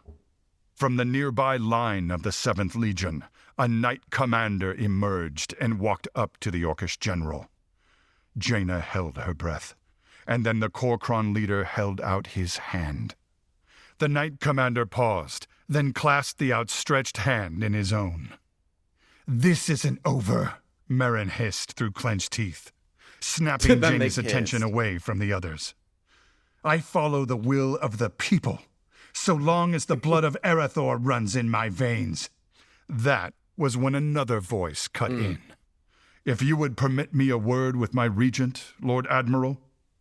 Jaina stepped to one side as Danath Trollbane walked out onto the field. Leaders of the Stromic army following close behind him. Merrin's eyes thinned to slits, locking with Jaina's as her uncle Someone's in trouble. "I showed you mercy beneath the keep. I don't make the same mistake twice." Jaina joined Danath's side. "Neither do I. I didn't trust the situation in Stromgarde from the moment I passed under its gates. For all I knew, that courier would have delivered the letter straight to you anyway." "So she sent a raven, too," continued Danath. "And what a very prescient decision that was." Merrin took a step toward Jaina, but was restrained by a Stromic captain. "Captain Brewston, timely as always." "My lord," the captain inclined his head. "What are your orders?" "Merrin Trollbane is hereby relieved of her official duties. Oh shit. Escort her to her chambers, where she will remain under arrest until I decide what to do with her." Danath turned to another in his party. "Captain Wren, organize search parties and bring in her supporters. I suspect there will be many still afield." "Take care," said Jaina. "Merrin has her spy master, a hunter called Zetasia. She will be the most loyal of them and is an expert shot, adept with poisons." Wren gave a salute, she's just a then human. began organizing his men. We're just overthinking it. Jaina looked back at the There's hilltop, nothing special where about she this saw thing. That's in the just her dying name. light of Agra's fire the trio of orcs marching. The dying light of Agra's fire. Dude. Are you serious? Like, come on. The dying light of Agra's fire, bro. Just like the sun and flame and like inner light, like illusions that they're making are just like nice. They even said the fucking sun. It was a pillar. It was, dude, it illuminated things with red light. Like, dude, like, okay. Looks at the red star. Down the hillside toward them. "Thrall," she cried. "You are well?" So she'll likely escape and join the Arathi Zealots? Yeah. Yeah, probably telling them of what the Alliance and the Horde have done, thus giving the Arathi an inkling about the fact that they're going to have to contend with us. So it's probably not going to be good. Thrall gestured to Gayara. "I've much to thank the Magar for," he said, before moving to Danath. The pair clasped forearms in greeting, and Danath bowed to the group. "Thrall, my friend," he said. "Agra and Gayara, I am honored to meet you. I must apologize for my regent. She painted a different picture of her intentions than what culminated here. Stromgarde will offer reparations." "They are unnecessary," Gayara cut in. "I do not wish to punish your people for Merrin's actions. Their losses here were great, and I would like to quash this animosity between our peoples before it can grow further." "You have my eager support in that," Danath said. He turned to Jaina. "Kurdran and Turalian wait for us at Stromgarde. Uh-oh. I suggest we join them." Uh-oh. Dawn broke as the party, now joined by Taugar, Eitrig, the Kor'kron, and the 7th Legion, arrived at Stromgarde. Kurdran, Wildhammer, and Turalian were waiting in the square outside the main keep. Turalian shook Jaina's hand. Are Gayara and Thrall really brother and sister? Or is Gayara just female Thrall? Who knows? Lord Admiral, the Sons of Lothar will answer your call. Kurdran coughed. Little dramatic, Turalian? We've not gone by that name in... Or is Thrall male Gayara? What, 2 decades? More? The paladin grinned. Sorry, let me hear this again. Maybe it's time... Did they mention Sons of Lothar? Square outside the main keep, the Korkron and the 7th Legion arrived at Stromgard. Kurdran, Wildhammer, and Turalian were waiting in the square outside the main keep. Turalian shook Jaina's hand. Lord Admiral, the Sons of Lothar will... Kurdran? Isn't he dead? Sorry, the Sons of Lothar will answer your call. I keep pausing, this is the worst part. Turalian shook Jaina's hand. Lord Admiral, the Sons of Lothar will answer your call. Kurdran coughed. Little dramatic, Turalian? We've not gone by that name in, what, 2 decades? More? The paladin grinned. Maybe it's time we reclaim it. He turned to Jaina. Once Danath gave me his report on the summit at Boralis, I realized the gravity of the situation. You'll have to forgive my absence at your council. Of course, Jaina said. But tell me, what of the Radiant Song? How does Stormwind fare? Turalian pursed his lips. The troubles still weigh on my mind, but I've left Gen to rule. He'll keep a tight rein on things in my absence. We bring good news as well, said Danath. The Kultiran fleet will dock here within the week. Excellent, said Gayara. Time enough to prepare. She turned to indicate her orcish companions. My general, Talgar, she said as the warrior inclined his head, and my advisor, Eitrigg. Eitrigg stood tall while Danath and Turalian exchanged Again, an uncomfortable glance. Stormwind. Build a wall! It was Danath who broke the silence, clearing his throat as he bowed stiffly to the Blackrock chieftain. It is good to see you again, he said. He looked up at his friend. Isn't it, Turalian? Quite, said Turalian, his expression tight. He and Eitrigg held each other's gazes for a moment before Eitrigg turned to Jaina. Are we sure we want these two for champions? Eitrigg smiled sharply. Having faced both of them in the Fourth War, I can't say I was impressed. Surely the Alliance can offer someone a bit younger? Kurdran snorted a laugh before Jaina stepped between the trio. We should hasten to make our plans, she said, turning a diplomatic smile on Eitrigg. Hear that again. Having faced both, Eitrigg held in it to Rock Chieftain. Clearing his throat, it was Danath who broke the silence, I gotta hear all this clearing again. his throat as he bowed stiffly to the Blackrock Chieftain. It is good to see you again, he said. He looked up at his friend. Isn't it, Turalian? Quite, said Turalian, his expression tight. He and Eitrigg held each other's gazes for a moment before Eitrigg turned to Jaina. Are we sure we want these two for champions? Eitrigg smiled sharply. Having faced both of them in the Fourth War, I can't say I was impressed. Surely the Alliance can offer someone a bit younger? Kurdran snorted a laugh before Jaina stepped between the trio. We should hasten to make our plans, she said, turning a diplomatic smile on Eitrigg. An excellent suggestion, said Danath, letting out a long-held breath. Please, if you will all follow me. The group headed towards Stromgard Keep, Thrall and Agra at the rear. Now that the current crisis had been contained, the weight of their mission once again took precedence. Agra took Thrall's hand in hers. It would seem you have your strike force. Thrall nodded. We must not fail, he said. The fate of the world depends on it. And we won't, said Agra. We have won this battle. We will win the next. What is it that troubles you? Thrall looked up at the gates of Stromgard.